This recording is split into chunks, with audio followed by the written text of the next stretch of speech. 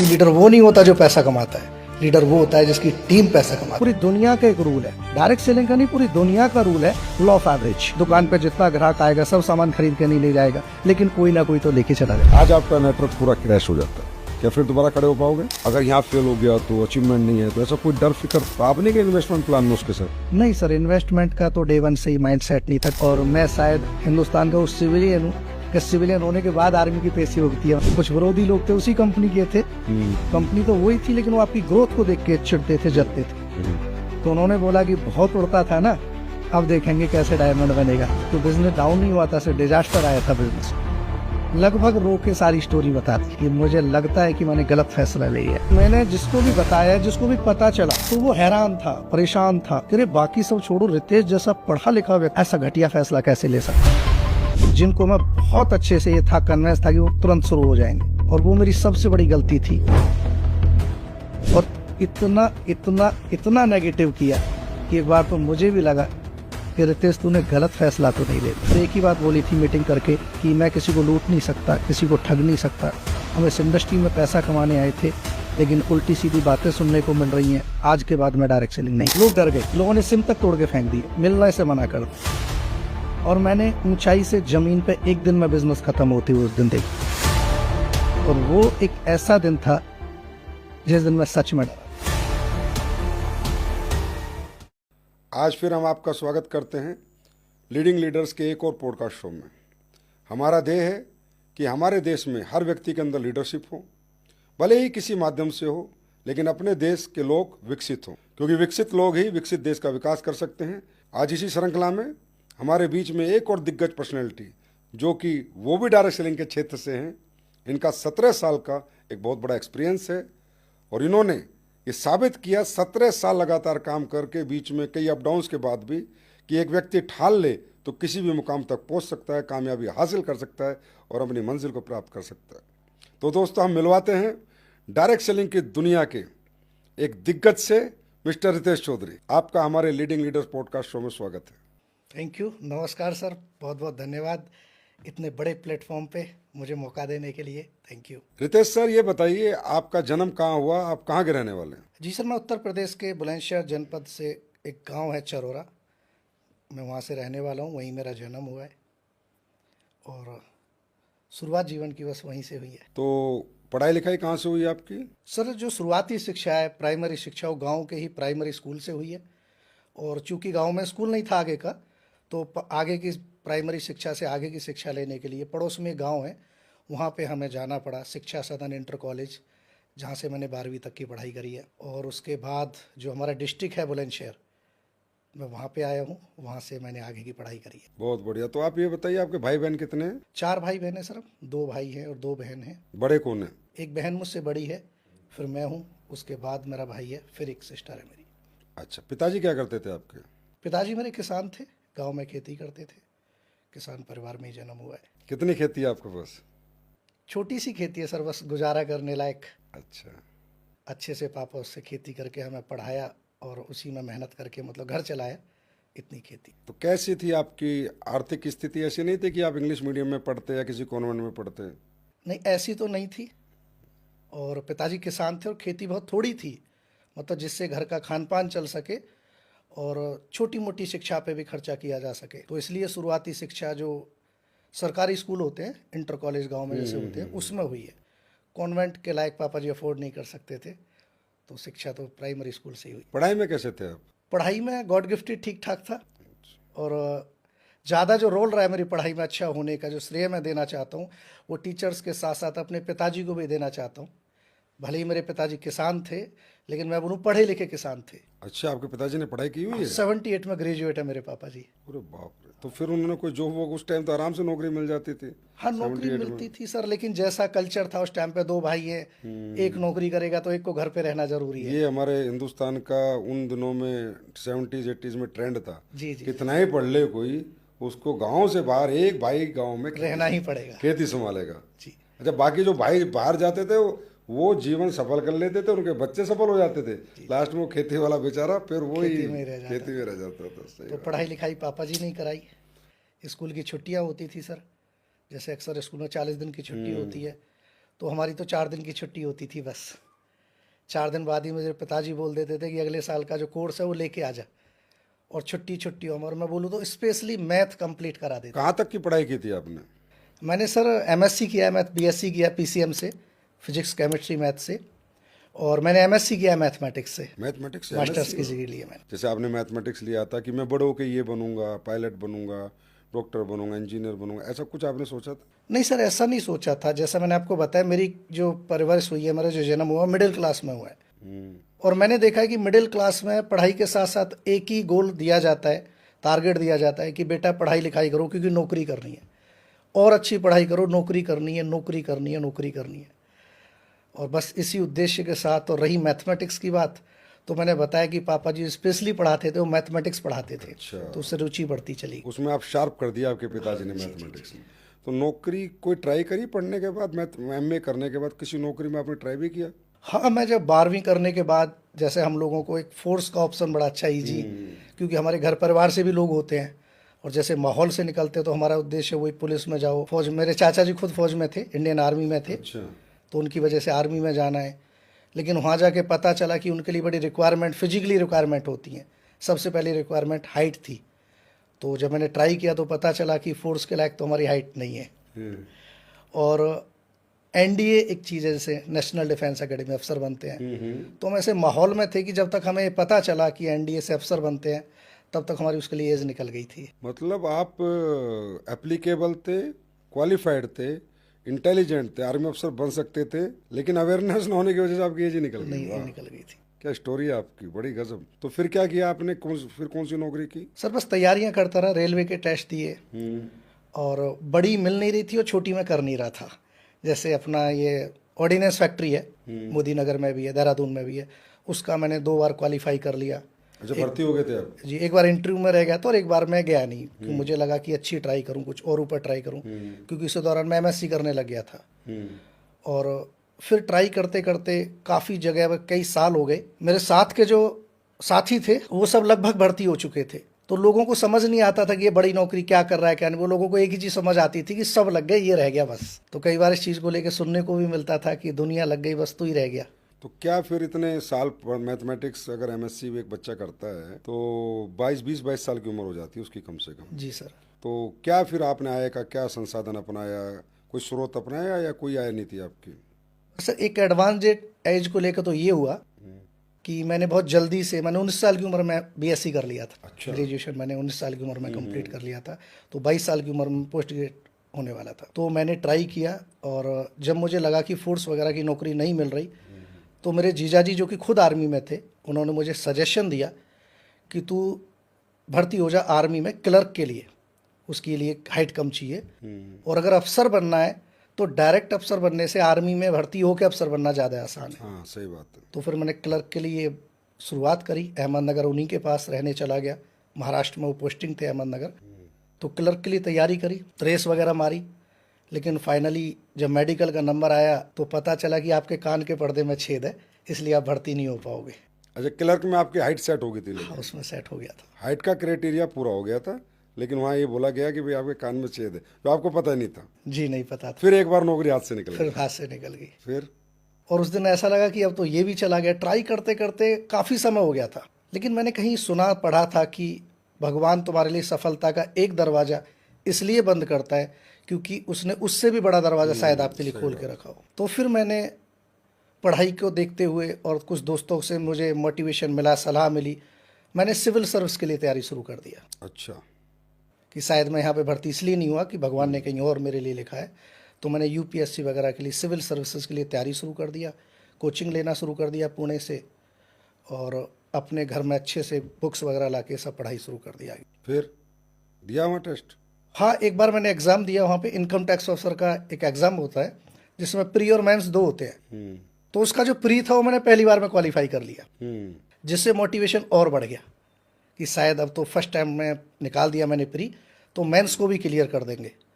और घर को पूरा एक लाइब्रेरी बनाया हुआ था मैंने, दुनिया भर की मैगज़ीन वगैरह सब कुछ आती थी, उनको पढ़ता था। और सोच एक ही थी कि भाई मेंस को पहली बार में क्लियर करना है। और पॉकेट मनी वगैरह निकालने के लिए मैं क्या करता था, आर्मी स्कूल के बच्चों को ट्यूशन वगैरह दे दिया करता था 1 आध घंटा। अच्छा, अहमदनगर में? अहमदनगर में।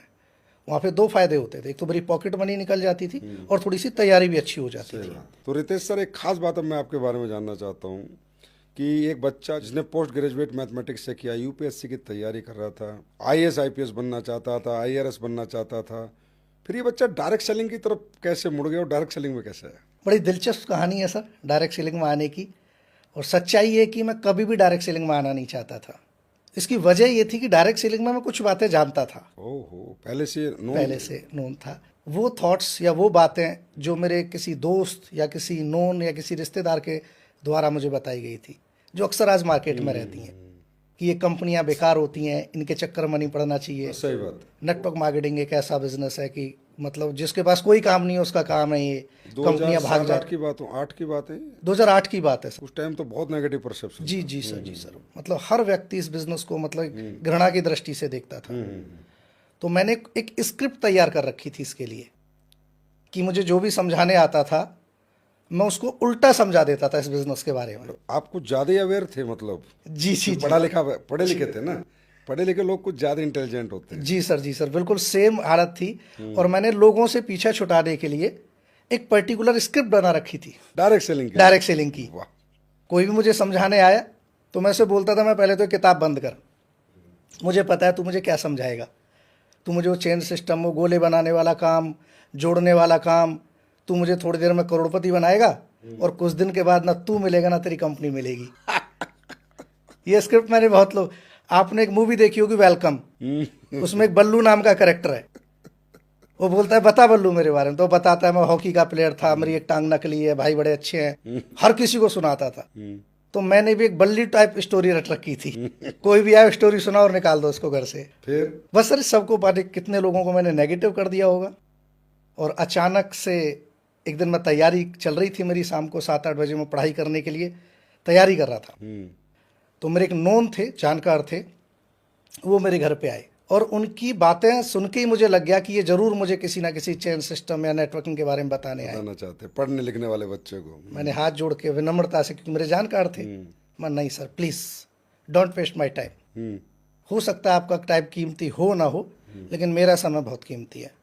आप क्या जानो आईएएस क्या होता है, सिविल सर्विस क्या होती है, मेरे एक एक मिनट कीमती है और मैं इसके बारे में बिल्कुल भी सुनना नहीं चाहता। लेकिन उस व्यक्ति के साथ जो दूसरे शख्स थे, उन्होंने तुरंत बात को पकड़ा और उन्होंने बोला कि रितेश जी, मुझे पता है आप डायरेक्ट सेलिंग के बारे में सब जानते हो, आपको सब नॉलेज है इस बिजनेस के बारे में, लेकिन मुझे आपका सिर्फ आधा घंटा चाहिए। बोले सर किस लिए? जब मुझे करना नहीं, बुजुर्गों ने बोला है जिस गांव जाना नहीं उसका रास्ता क्या पूछना है, फिर मैं आपको आधा घंटा क्यों देना है? बोला मुझे आपका आधा घंटा सिर्फ इसलिए चाहिए कि आपके पास जो इस इंडस्ट्री को लेके जो नॉलेज है वो सही है या गलत है। और ये बात मुझे ठक से सर लगी दिमाग में, यार बात तो सही है, हमने एक परसेप्शन बना रखी है, धारणा बना रखी है, वो सही है गलत है, ये तो हमें वेरीफाई करना चाहिए। और उस बात ने, मुझे आज तक याद है वो बात, और उस बात को सुन के मैं बात सुनने के लिए तैयार हो गया। और वो शख्स कोई और नहीं, आप थे। और मैं आज उसी दिन से इंडस्ट्री को बोलता हूँ कि शायद कोई और होता तो मैं इस इंडस्ट्री में ना आता। अच्छा, मेरे से कन्विंस हो गए थे आप? जी, इसलिए बोलते हैं ना first impression is the last impression. बोला जाता है कि जब तुम किसी के पास जाके शुरुआत करते हो तो वो एक ज़बरदस्त पंच होना चाहिए, ज़बरदस्त होनी चाहिए आपका वो लाइन कि तुम्हारे पास जो ये नॉलेज है ये सही है गलत है, इसको एक बार जान लो, बाकी फैसला आपका है। उस आपकी एक लाइन ने मुझे आधा घंटा, छोड़ो आपको याद होगा हमें 8 बजे बैठ के 11 बज गए थे। और आपने मुझे नहीं छोड़ा, मैंने आपको नहीं छोड़ा था। मुझे ज़्यादा याद नहीं है, काफ़ी पुरानी बात हो चुकी है। जी सर। पर मुझे ये पता है कि मैं आया था और आपके नेगेटिव परसेप्शन को पॉजिटिव में कन्वर्ट करके ही मैं उठा था, इतना मुझे याद है। सर। तो जब आप आए एकदम से नई इंडस्ट्री में और आपको यहाँ के बारे में कोई नॉलेज भी नहीं थी, कुछ पता भी नहीं था, तो शुरू में कोई तकलीफें हुई या रिजल्ट एकदम आने लग गया, अच्छा रिजल्ट आया, या कुछ परेशानियाँ झेलने के बाद रिजल्ट आया? क्या चुनौतियाँ थी शुरू में? सर सबसे पहली चुनौती तो थी इंडस्ट्री में आना, क्योंकि जैसा आपने बताया उस टाइम पे बहुत ज़्यादा नेगेटिविटी थी। तो मैंने जिसको भी बताया, जिसको भी पता चला, तो वो हैरान था, परेशान था, दोस्त हो, पड़ोसी हो, रिश्तेदार हो, जानकार हो, कह रहे बाकी सब छोड़ो, रितेश जैसा पढ़ा लिखा व्यक्ति ऐसा घटिया फैसला कैसे ले सकता है? तूने फैसला लिया तो लिया कैसे? क्योंकि सर मैंने बताया मिडिल क्लास से हूँ, बड़ी मेहनत से पढ़ाई करी, माँ बाप ने बड़ा मेहनत करके पढ़ाया, 10वीं करी, 12वीं करी, ग्रेजुएशन हुआ, पोस्ट ग्रेजुएशन हुआ, सपने जगे, उम्मीद लगी कि शायद कहीं ना कहीं सिलेक्शन हो जाएगा, परिवार की स्थिति बदल जाएगी। जी। और ऐसे टाइम पे बच्चे आके बोले मुझे तो जोड़ने वाला काम करना है। तो बड़ा शॉकिंग था सभी के लिए, और सबने बड़ा मना किया, गलत जगह पे जा रहा है, गलत काम कर रहा है, ऐसी कंपनियां बहुत आती हैं, रोज़ भागती हैं, देख वो भाग गई, वो भाग गई, वो भाग गई, और तेरी भी भाग जाएगी, हमने करके छोड़ दी ये काम। तो सबसे बड़ी चुनौती तो ये थी, लोगों को फेस कर पाना। फिर उसके बाद चुनौतियों से मुकाबला करके आप कुछ आगे बढ़े? जी सर, वहाँ पे जो सहायक हुई आपके द्वारा दी गई एजुकेशन, और मुझे शुरुआती एक दौर याद है कि मैं बड़ा जोश जोश में, क्योंकि मुझे सुनने के बाद मुझे ऐसा लगा था, क्योंकि मैंने जो आपने कैलकुलेशन समझाई थी पेपर पे, इतने से इतना, इतने से इतना, मैथमेटिक्स का स्टूडेंट होने के नाते वो कैलकुलेशन मुझे समझ में आ गई थी। और एक बात समझ में आ गई थी कि कुछ भी गलत हो सकता है, लेकिन गणित गलत नहीं हो सकता। ये होगा नहीं होगा पता नहीं था, एक होप थी, लेकिन अगर ऐसा हो गया तो बहुत बड़ा काम है। आई थिंक 48 लाख, 48.5 लाख का प्लान था। तो मुझे ऐसा लगा कि कुछ मेरे मित्र ऐसे हैं जो मेरे लिए जान भी दे सकते हैं, मेरे बिल्कुल एकदम क्लोज मित्र हैं। अगर मैं उनको जाके बात बताऊं तो शायद वो तो तुरंत कन्विंस हो जाएंगे और एकदम से पैसा दे देंगे। और आपने मुझे रोका भी, लेकिन मुझे समझ नहीं आ रहा था आप रोक क्यों रहे हो अच्छा काम करने से। लेकिन जब नहीं माना मैं, तो आपने मुझे एक बार बोला चल ठीक है मिल के आ जा। अब मैं सबसे पहले उन मित्रों के पास गया जिनको मैं बहुत अच्छे से ये था कन्विंस था कि वो तुरंत शुरू हो जाएंगे। और वो मेरी सबसे बड़ी गलती थी कि मैं बिना एजुकेशन लिए, बिना कोई ट्रेनिंग लिए, सिर्फ जोश जोश में उन लोगों के पास चला गया। और जैसा मुझे बताना आता था, मोटा जोटा जो भी नॉलेज थी, मैंने उनको बता दिया। और मुझे सबसे ज़्यादा नेगेटिव उन्हीं लोगों ने किया, अरे तू किस चक्कर में पड़ गया, यही काम करने थे तो पढ़ाई क्यों करी थी, ये भी कोई करने का काम है, ये तो उनका काम है जिसके पास कोई काम नहीं है। और इतना इतना इतना नेगेटिव किया कि एक बार तो मुझे भी लगा कि रितेश तूने गलत फैसला तो नहीं ले लिया। फिर क्या हुआ? और बस मैं वापस गया, और अहमदनगर जब तक मैं पहुंचा तो मुझे बार बार ये फील हो रहा था कि मैं कब जाऊं वहाँ पे पहुंचूं और कब आपसे मिलूं। तो जैसे ही मैं अहमदनगर उतरा, मैं घर नहीं गया, मैं उतरते ही आपके पास आया मैं। और आप थे आर्मी में थे, शाम का वक्त था, रोल कॉल हो रही थी, मैंने बहुत कॉल करी आपको तो फ़ोन नहीं उठ पाया। तो जैसे ही फ़ोन उठा, बोला क्या बात है, मैं अभी के अभी मिलना है मुझे, अभी के अभी। तो हमारी मुलाकात एक गुरुद्वारे में हुई, और वहाँ पे मैंने आपको लगभग रो के सारी स्टोरी बता दी है कि मुझे लगता है कि मैंने गलत फैसला ले लिया है। तो आपने बड़ा ईमानदारी से और सच्चाई से मुझे बताया कि फैसला अगर गलत हो गया है तो अभी भी वापस जाने का वक्त है। लेकिन 1 घंटा फिर से हम लोग बैठे, और रियली आपने मुझे उस दिन इस इंडस्ट्री की सच्चाई से, गहराई से रूबरू कराया। क्या सच्चाई थी वो? सच्चाई बहुत सारी चीज़ें कि इस इंडस्ट्री के बारे में क्या रूमर्स है, लोग फेल क्यों हो जाते हैं, कंपनियां क्यों भागती हैं, और हम काम कैसे कर पाएंगे, ये जो हुआ है तेरे साथ ये क्यों हुआ है, क्योंकि तुझे इस इंडस्ट्री की कोई नॉलेज नहीं। आज तुझे मैथ की नॉलेज है इसलिए तू मैथ का मास्टर है। तो जिस चीज़ की हमें नॉलेज नहीं होगी, हाफ नॉलेज ऑलवेज डेंजरस। जब आधी अधूरी नॉलेज के साथ आप लोगों से बात करोगे तो नेगेटिव रिजल्ट आने ही आने हैं। और बेटा यही आपके साथ हुआ। उसके बाद आपने क्या किया? उसके बाद मैंने सबसे पहला काम किया ट्रेनिंग लेने का। यस, उसके बाद आपने काम और मुझे आज भी याद है, वो आप फौजी पैंट पहनते हैं, इसमें मल्टीपल पॉकेट्स होती हैं। आपने मुझे बोला कल मैं तेरी ट्रेनिंग करूंगा, और शाम को, अगले दिन शाम को मेरी ट्रेनिंग हुई। लेकिन वो 24 घंटे मुझसे मुश्किल से निकले कि पहले ट्रेनिंग लेनी है, पता नहीं कैसी ट्रेनिंग होगी। और आपने पॉकेट से एक छोटी सी डायरी निकाली, उस पर लिखा, बोला लिख बेटा गोल, जीवन में सफल होना तो गोल बनाओ। एक गोल की पोस्ट होता है, 2 गोल पोस्ट होते हैं, प्लेयर होते हैं, 90 मिनट का गोल होता है, कोई ना कोई रिजल्ट निकलता है। अगर गोल पोस्ट को हटा दें तो रिजल्ट नहीं। वो ट्रेनिंग आज भी मेरे दिमाग में घूमती है सर। ट्रेनिंग के बाद फिर कैसे रिजल्ट आए? ट्रेनिंग के बाद में और पहले में काम करने में बड़ा फ़र्क था। अच्छा। एक पॉजिटिव, एक विश्वास हो गया था। और ट्रेनिंग के बाद मैंने अच्छे से काम करना शुरू किया, और अच्छे रिजल्ट्स कन्वर्ट होने शुरू हो गए। और 1 महीने में मैंने इतना अच्छा काम किया कि वहाँ के जो आपके भी सीनियर अप्लायंस थे वो भी जानने लग गए। सेमिनार स्टार्ट कर दिए थे हमने 1-1.5 महीने में, वहाँ की होस्ट मैंने करना शुरू कर दिया था। ये उस ट्रेनिंग का असर रहा। एक ही ट्रेनिंग? एक ही ट्रेनिंग का। मुझे याद है रितेश जी, आपके अंदर एक बहुत बड़ा जुनून होता था उन दिनों, कि आप एक कसम खा के घर से निकलते थे कि आज, उस टाइम में फार्म भरे जाते थे वहाँ, एक फार्म भरते थे 250 रुपये के आसपास, रजिस्ट्रेशन फॉर्म। Registration form. तो आप कसम खा के घर से निकलते थे कि 15 फार्म भरे बिना रितेश घर नहीं आएगा। और आप रात के 2 बजे आते थे, कभी 1:30 बजे आते थे, और वो फार्म ला के देते थे कि सर जहाँ बैठ जाता हूँ फार्म भर के आता हूँ। वैसे करके मतलब वो आपका जुनून देखने लायक था। तो फिर बढ़िया चल गया बिजनेस। जी सर, वो इसलिए होता था सर, मेरे लाइफ में एक उसूल रहा है कि या तो नथिंग या एवरीथिंग, या तो बिल्कुल मत करो, नहीं तो झोंक के करो अपने आप को। तो अच्छा बिजनेस चल रहा था, सब कुछ अच्छा चल रहा था, इंश्योरेंस पे हम लोग काम करते थे। और मुझे याद है फौज की तनख्वाह उस टाइम पे 8 साढ़े 8 हज़ार हुआ करती थी, और हम जो इंश्योरेंस लेके जाते थे वो 15,000 का हुआ करता था। और लोग बोलते थे कि तनख्वाह 8,000 है, 15,000 कौन देगा। और हम एक एक घर से 3 इंश्योरेंस भी लेके आए, 45 हज़ार के। उस सब आप उस एजुकेशन का कमाल था उसका। तो रितेश सर रिजल्ट अच्छे आ रहे थे आपको, तो रिजल्ट अच्छे आते रहे तो बिजनेस अप डाउन हुआ या अप ही अप होता चला गया? ये सब बहुत अच्छा चल रहा था और अप ही चल रहा था। हर दिन, हर वीक, हर मंथ ग्रोथ अच्छी आती चली जा रही थी, चेक इम्प्रूव कर रहे थे। अचानक से एक दिन दुर्घटना घटती है कि आर्मी में हमारा बिजनेस मोस्टली था, क्योंकि आप फौज में थे, मोस्टली लोग वहाँ पे फौज में थे। तो आपको याद, हमने एक फंक्शन किया था जिसमें मैं उस कंपनी का पहला रैंक क्लियर किया था। तो एक फंक्शन किया था हमने, जिसकी कुछ लोगों ने, कुछ विरोधियों ने, कुछ चिढ़ने वाले लोगों ने कि भाई इतनी तेज़ तरक्की क्यों कर रहा है, उन्होंने वीडियो वगैरह बना ली थी जिसमें आपने इस बिज़नेस के बारे में बोल दिया था मैं 40,000 कमाता हूँ, हफ्ते का 50,000 कमाता हूँ, फौज मुझे 8,000 देती है, ऐसा करके आपने कुछ बोल दिया था।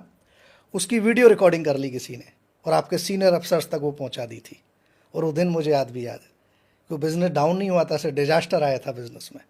आर्मी में एक लेटर सर्कुलेट हुआ कि कोई भी आर्मी पर्सन आज के बाद इस बिज़नेस को नहीं करेगा। मेरी भी पेशी हुई थी। आपकी भी पेशी हुई थी।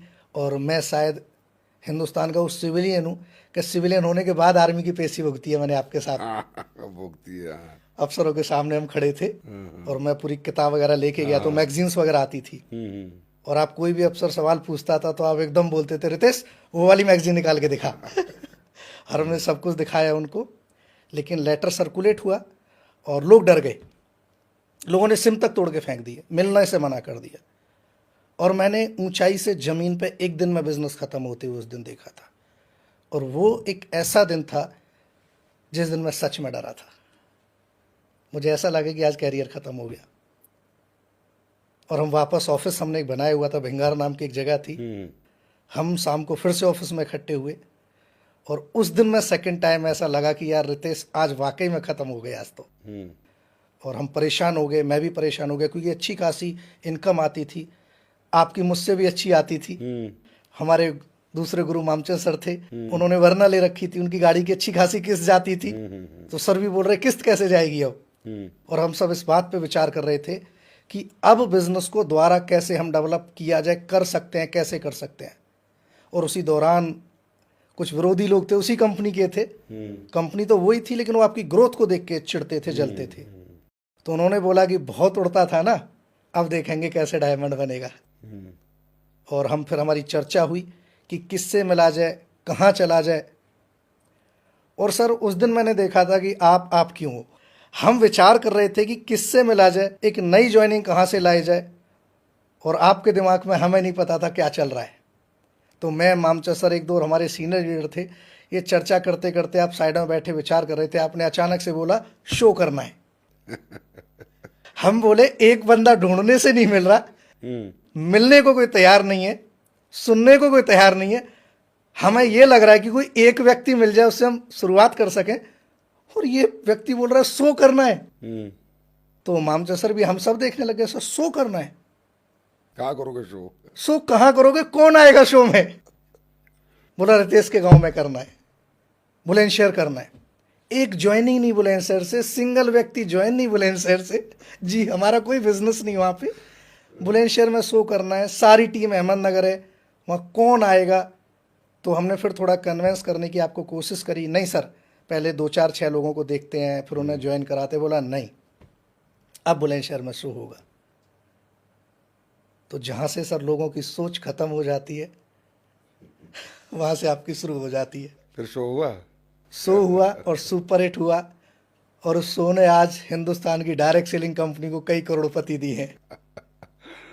बहुत छोटा सा शो था, आई थिंक 165 लोग आए थे उसमें शायद, लेकिन उस 165 लोगों के सोने जो काम हम अगले 1 डेढ़ साल में कर पाते वो कुछ घंटों में कर दिया था। तो मैंने दिमाग लगाया था कि भाई माहौल तो बनाना है, माहौल नेगेटिव हो गया, जीरो चेक हो गए, लेकिन लोग हमारे पास थे इधर उधर बहुत दूर दूर, तो उनको कहाँ इकट्ठा करें? तो अहमदनगर में तो इकट्ठा नहीं कर सकते, बुलंदशहर में क्यों इकट्ठा करें? क्योंकि बुलंदशहर में हम रितेश के गांव से 2 बस भर के बुला लेंगे। तो वो जो हमारे 30-40 लोग थे, हकीकत में हमारे पास थी 40-50 लोगों की। जी सर। तो 50 लोग 200 लोगों में बैठेंगे तो वो सोचेंगे इतने सारे लोग बुलंदशहर में 150 तो मेरे रिश्तेदार थे। हाँ, तो हमने 2 बस भर के बुलाई, जी सर। पैसे खर्च किए, जी सर। और वो जो हमारे हिंदुस्तान में फैले हुए कहीं 2 कहीं 4 कहीं 8, उनको हम ले गए बुलंदशहर। उन 50 ने सोचा है तो बहुत बड़ा माहौल है, बहुत बड़ा ग्रुप बन चुका है, और वो 50 फिर काम पे लग गए, हमारा धंधा फिर बढ़ गया। ये एक्सपीरियंस वैसे आपका मेरे साथ काफ़ी लंबा चौड़ा है, बहुत सारी बातें हैं मुझे पता है। जो आपने एक सवाल और किया था रितेश सर, और मैं अभी शो में भी बता रहा था कि मेरा एक नेटवर्कर है, उसने एक सवाल किया था कि संजीव सर अगर ये बिजनेस इतना दमदार है तो ये MBA BBA BTech M.Tech क्यों नहीं करते? जी सर, सवाल को ज़्यादा ही करता था मैं। हाँ, यहाँ बेरोजगार लोग अपना फ्यूचर क्यों नहीं ढूंढते? तो फिर मैंने ICICI बैंक और बिग बाजार का बिल कटवा के आपको दिखाया था कि देख इन्हें कंफर्ट लाइफ चाहिए रितेश, ये AC में 6,000 में खुश है, मस्त है, और यहाँ डायरेक्ट सेलिंग वाले को धूप में तपना पड़ता है, सर्दी में ठिठुरना पड़ता है, बारिश में भीगना पड़ता है, इतना एफर्ट, अनकंफर्ट होना हर व्यक्ति के बस की बात नहीं है।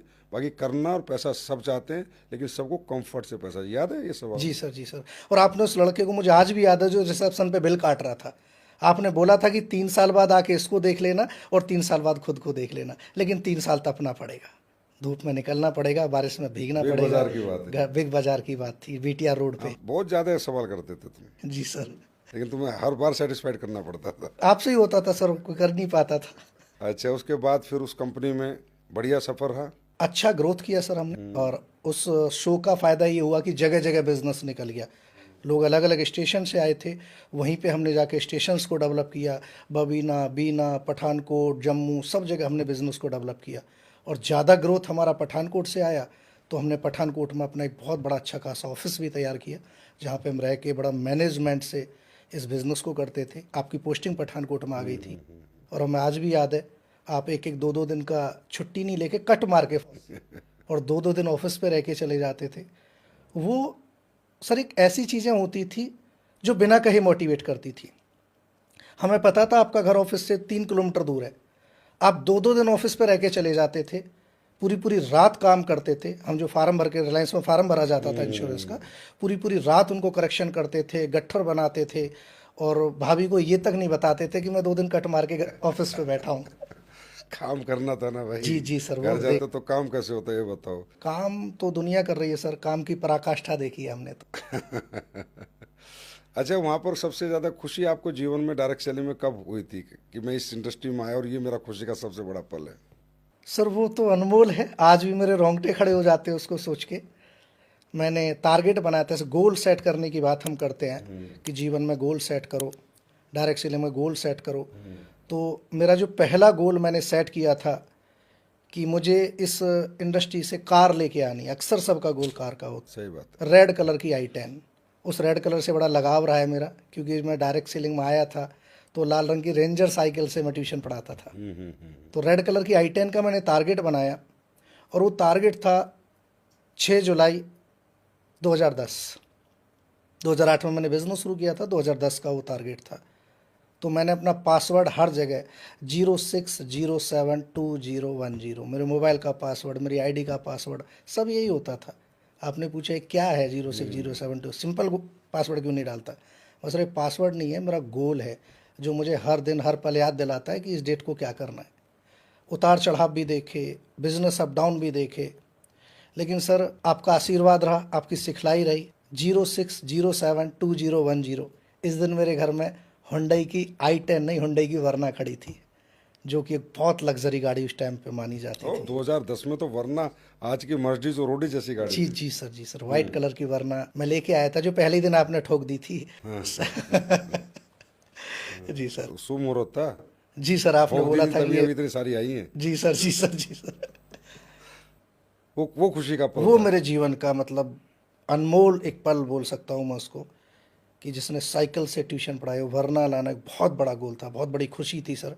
मेरे घर में, मेरे परिवार में, मेरे गांव में भी शायद एक आध गाड़ी छोटी मोटी इस टाइम पे होगी जब मैं इस बिजनेस से वरना लेके। शुरू के दिनों में कोई बेस्ट एक्सपीरियंस बताओ डायरेक्ट सेलिंग में आने के बाद, जो बेस्ट हो, जो बहुत अच्छा फील आया यार मैं डायरेक्ट सेलिंग कर रहा हूँ, it's very good for me. सब अच्छा फील तब आता था जब मैं शो वगैरह में जाते थे हम लोग, और वहाँ बड़ा अच्छा सम्मान भी मिलता था। अच्छा। सर बोलते थे लोग, सम्मान मिलता था, स्टेज से बोलने का मौका मिला। मैंने मेरे जीवन में पहली बार स्टेज डायरेक्ट सेलिंग में देखा। मैंने मेरे जीवन में लेदर शूज़ पहली बार डायरेक्ट सेलिंग में पहने हैं, टाई डायरेक्ट सेलिंग में आके पहनी मैंने पहली बार, क्योंकि जिस स्कूलों से हम पढ़े थे वहाँ इन चीज़ों का कोई मतलब नहीं था। तो मैं बोलता था कि यार पैसा तो मिलता ही मिलता है, लेकिन यहाँ जो पहचान और जो सम्मान मिलता है ना, वो दुनिया में कहीं नहीं मिलता। वो सम्मान ने आपको बहुत आकर्षित किया और उसने बड़ी खुशी दी आपको, और वो आपका बेस्ट एक्सपीरियंस जी सर। जैसा कि हमको पता है कि आपकी ये तीसरी कंपनी है, जी सर। तो वो पहली कंपनी में क्या हुआ था, क्यों छोड़ दिया आपने? सब कुछ अच्छा चल रहा था सर, आप साथ थे, और मुझे ऐसा लगता है कि उस कंपनी में आज हमने बहुत लोगों को देखा है परेशान हो गए, रो रहे हैं। हमारा ग्रुप एक ऐसा ग्रुप था जिसका कोई भी व्यक्ति आज हम उठा के देखें जो ये नहीं बोलेगा मैं बर्बाद। हमने वहाँ भी पैसा कमाया था। कमाया था? जी सर, सब ने पैसा कमाया था वहाँ भी। एक ही कंपनी में लोग रो रहे हैं और उसी कंपनी में एक ग्रुप पैसा कमा रहा है, कुछ तो अलग था, और वो अलग थे आप। आपकी शिक्षा, आपकी गाइडलाइन, आपका एजुकेशन, आपके तरीके, आपका डेडिकेशन, ये सारी चीज़ें। लेकिन अचानक लाइफ में सब कुछ हमारे हिसाब से नहीं होता है। वहाँ पे इंश्योरेंस होता था, रिलायंस का लाइफ इंश्योरेंस था, 15,000 रुपये लेते थे, और हमें ऐसा लगता था कि एटलीस्ट जिससे पैसा ले रहे हैं हम वर्थ दे रहे हैं उसको, कल को कुछ हो गया बीवी बच्चों को पैसा मिल जाएगा। लेकिन हमें नहीं पता था इंश्योरेंस, हम जानते नहीं थे। हमें तो जो बताया गया वो हमने बेचा। 3-4 साल बाद जब रिन्यू कराने का टाइम है, वापस लेने का टाइम आया, तो पता चला कि जो कंडीशंस बताई गई थी वो नहीं थी, अलग थी। और तुरंत की तुरंत हमें पता चला कि कंपनी में अब हम इंश्योरेंस नहीं बेच सकते, क्योंकि IRDAI की गाइडलाइन आ गई थी कि जो लाइसेंस होल्डर है वही पॉलिसी सेल करेगा, कॉर्पोरेट एजेंट। तो हमें ऊपर से आदेश मिला कि इंश्योरेंस बंद करो। और जबकि मुझे अच्छे से याद है कि पूरी कंपनी मिलकर इतना इंश्योरेंस नहीं बेचती थी जितना हमारा आपका ग्रुप बेचता था। वहाँ के डायरेक्टरों ने अलग से हमें एक ट्रेनिंग भी दी थी जयपुर के अंदर, क्योंकि हमने एक क्वार्टरली में शायद 800 इंश्योरेंस बेचा। गिफ्ट में दी थी? गिफ्ट में दी थी एक ट्रेनिंग। अच्छा खासा काम चल रहा था, और आप भी ये बोलते थे कि एटलीस्ट किसी की लाइफ सेव कर रहे हैं, किसी को इंश्योरेंस देकर उसका पैसा भी सेव करा रहे हैं हम, और उसका जीवन भी सेव करा रहे हैं, एक अच्छा काम। अचानक से मैसेज मिला कि इंश्योरेंस छोड़ दो, अभी आपको सूट, साड़ी, जूते, घड़ी, ये तामझाम बेचना पड़ेगा। और जिसको सुनकर आप एक बार बहुत बौखला गए थे, नाराज हो गए थे, यार ये तामझाम नहीं बेचेंगे हम। लेकिन ऊपर वालों ने बताया, आदेश दिया कि संजीव, उस मीटिंग में मैं साथ बैठा था आप, अच्छा। जो आपने विरोध किया था, कि संजीव चलते काम में रोड़ा नहीं अटकाया करते, बेचो कोई बात नहीं है। और आपने अपलाइन की बात को मान के और हमें फिर से आदेश दिया, बेटा कोई बात नहीं, लास्ट ट्राई, एक नई शुरुआत हम फिर से करते हैं। और फिर से शुरुआत करी, लेकिन 1 महीने के अंदर ही पता चल गया, एक कड़वा अनुभव मुझे भी हुआ, एक आपको भी हुआ, कि यार इस प्रोडक्ट में दम नहीं है, हर व्यक्ति की नीड नहीं है ये प्रोडक्ट, हर व्यक्ति की, ये प्रोडक्ट हमें थोपना पड़ रहा है ज़बरदस्ती। हर व्यक्ति सूट नहीं पहनेगा, किसान आदमी सूट नहीं पहनेगा, गांव का आदमी सूट नहीं पहनेगा, ज़बरदस्ती चिपकाना पड़ रहा है। और आपने फिर एक ही बात बोली थी मीटिंग करके कि मैं किसी को लूट नहीं सकता, किसी को ठग नहीं सकता, हम इस इंडस्ट्री में पैसा कमाने आए थे, लोगों को कमवा के, लोगों के दिल जीत के, लेकिन उल्टी सीधी बातें सुनने को मिल रही हैं, प्रोडक्ट में क्वालिटी नहीं है, आज के बाद मैं डायरेक्ट सेलिंग नहीं करूँगा। और हम सब शॉक्ड रह गए थे आपका वो फैसला सुन के, क्योंकि किसी व्यक्ति का बिजनेस ना चल रहा हो, परेशान हो, टूट गया हो, वो बोले मैं बिजनेस नहीं करूँगा, तो समझ में आता है। लेकिन जो व्यक्ति 2-2 आईडी पे डायमंड हो और रनिंग इनकम आ रही हो, कैपिंग लग रही हो, वो व्यक्ति बोले कि मैं प्रोडक्ट से सेटिस्फाइड नहीं हूँ, मैं बिजनेस नहीं करूँ। लाखों रुपए में कमाते, लाखों रुपए आप कमाते थे, क्रूज गाड़ी मेंटेन करते थे, जयपुर में अच्छा घर था, और आपने वो फैसला लिया। और वजह थी उन प्रोडक्ट में क्वालिटी, कमियाँ, बहुत सारी चीज़ें होना, और इसके ऊपर काफ़ी बहस भी हुई थी। और मुझे याद, एक डायरेक्टर बैठे थे वहाँ के, उन्होंने बोला था कि संजीव, अच्छे पैसे कमाने तो घटिया प्रोडक्ट बेचना पड़ेगा। और आपने बोला था कि संजीव कभी जीवन में गाली खा के पैसा नहीं कमाएगा, जाके ATM पे नौकरी कर लेगा, लेकिन लोगों की गालियाँ नहीं खाएगा, किसी को बद्दू वाले के पैसा नहीं कमाएगा। और मेरे जीवन का एक्सपीरियंस ये है 17 साल का, कि पहला व्यक्ति देखा था जो रनिंग इनकम पे कंपनी छोड़ के चला गया था। बददुआ तो फिर आप लोगों ने भी दी थी ना? सर देना तो वजह थी, हमने कैरियर झोंक दिया था, सब कुछ लगा दिया, तो हमें ऐसा लगा था अब क्या होगा।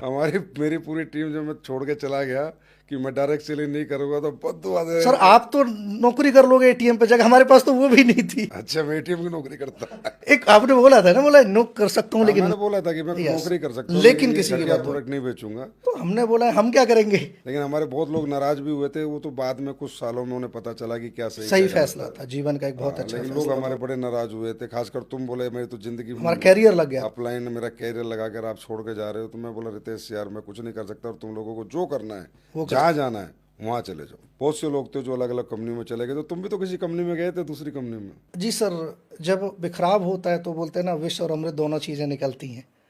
तो हमारा कैरियर मैंने डायरेक्ट सेलिंग को मान लिया था। मेरे छोटे भाई हैं। हाँ तो करते क्या, मैं कौन सा नौकरी दे सकता था तुम्हें। जी, जी, मेरे जी, पास क्या था, मैं खुद ही छोड़ चुका था, मैं क्या करता फिर।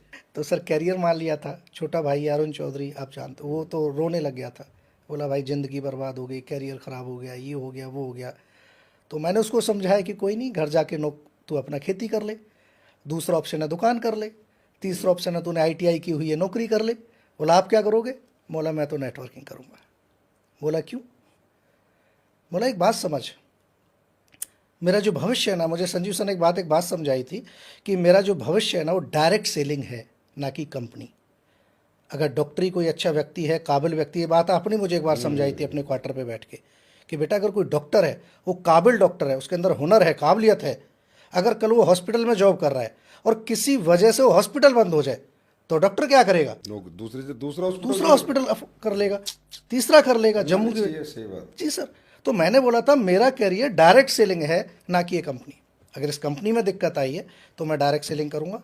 और मैंने बस सर्च करना शुरू कर दिया। कौन सी कंपनी में गए थे। लोगों ने मुझे समझाया कि अगर डायरेक्ट सेलिंग में लंबा कैरियर देखना है, बड़ा कैरियर देखना है, तो यूएस की कंपनी पकड़ो, क्योंकि हिंदुस्तान की कंपनियां तो मुन्नी से भी ज़्यादा बदनाम हो चुकी थी उस टाइम पे। अच्छा। ये बोलता था कि हिंदुस्तान की कंपनियों में कैरियर नहीं है, यूएस की कंपनी करो और हेल्थ में जाओ, वेलनेस में जाओ। तो हमें किसी ने बताया कि एक कंपनी आई है, अच्छा प्रोडक्ट लेके आई है और हेल्थ का प्रोडक्ट है, मोरिंगो। तो वो यूएस की है। वो तो हमें बाद में पता चला जब मैंने एक दिन उसके टॉप लीडर को बैठाया और मैंने बोला सर आपको आपके बच्चों की कसम है, मैंने अपना कैरियर लगाया है, मुझे झूठ मत बोलना। कई कंपनी वाकई में यूएस की है, क्योंकि जो एड्रेस उन्होंने दिया हुआ था कैलिफोर्निया का, मेरा पंजाब की टीम से एक बंदा वहाँ रहता था और वो दिए हुए एड्रेस पे पहुँच गया और सर वहाँ कुछ नहीं था। तो जब मैंने उनको पूछा तो पता चला कि कंपनी चेन्नई की है। देखो मतलब हमारे देश में कमाल के लोग हैं, यूएस का एड्रेस लाके पूरे देश को बेच दिया है। इंडिया की कंपनी यूएस, मतलब कितनी कैसी सोच के लोग हैं, ऐसे पवित्र बिजनेस में इस तरह के काम करते हैं।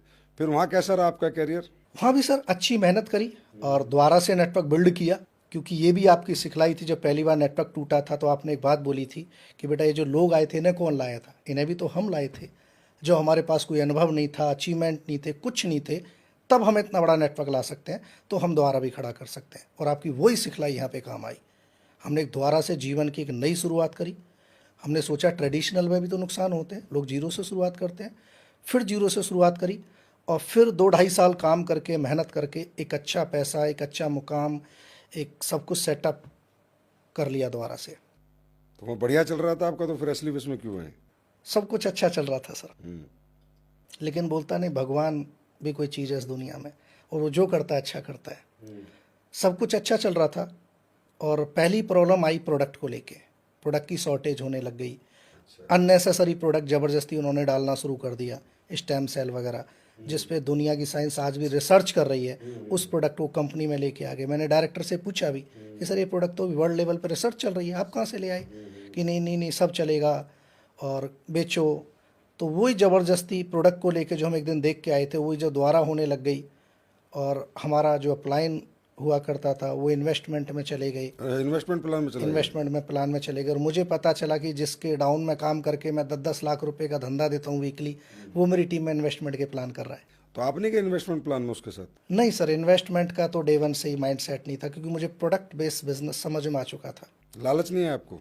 लालच, जब हमने मोरिंगो में बड़ी दिक्कतें आई मैनेजमेंट से, इन सब चीज़ों से, जब मुझे लगा कि अब ये शायद कंपनी आगे नहीं चल पाएगी, आपस में इतने पंगे, सीनियर लीडर्स में किसी से किसी को कोई मतलब नहीं, कोई एजुकेशन सिस्टम नहीं, कोई मैनेजमेंट नहीं, अपनी अपनी ढपली, अपना अपना राग, पैसा आ रहा है तो आ रहा है, नहीं आ रहा तो नहीं आ रहा, किसी को कोई मतलब नहीं था।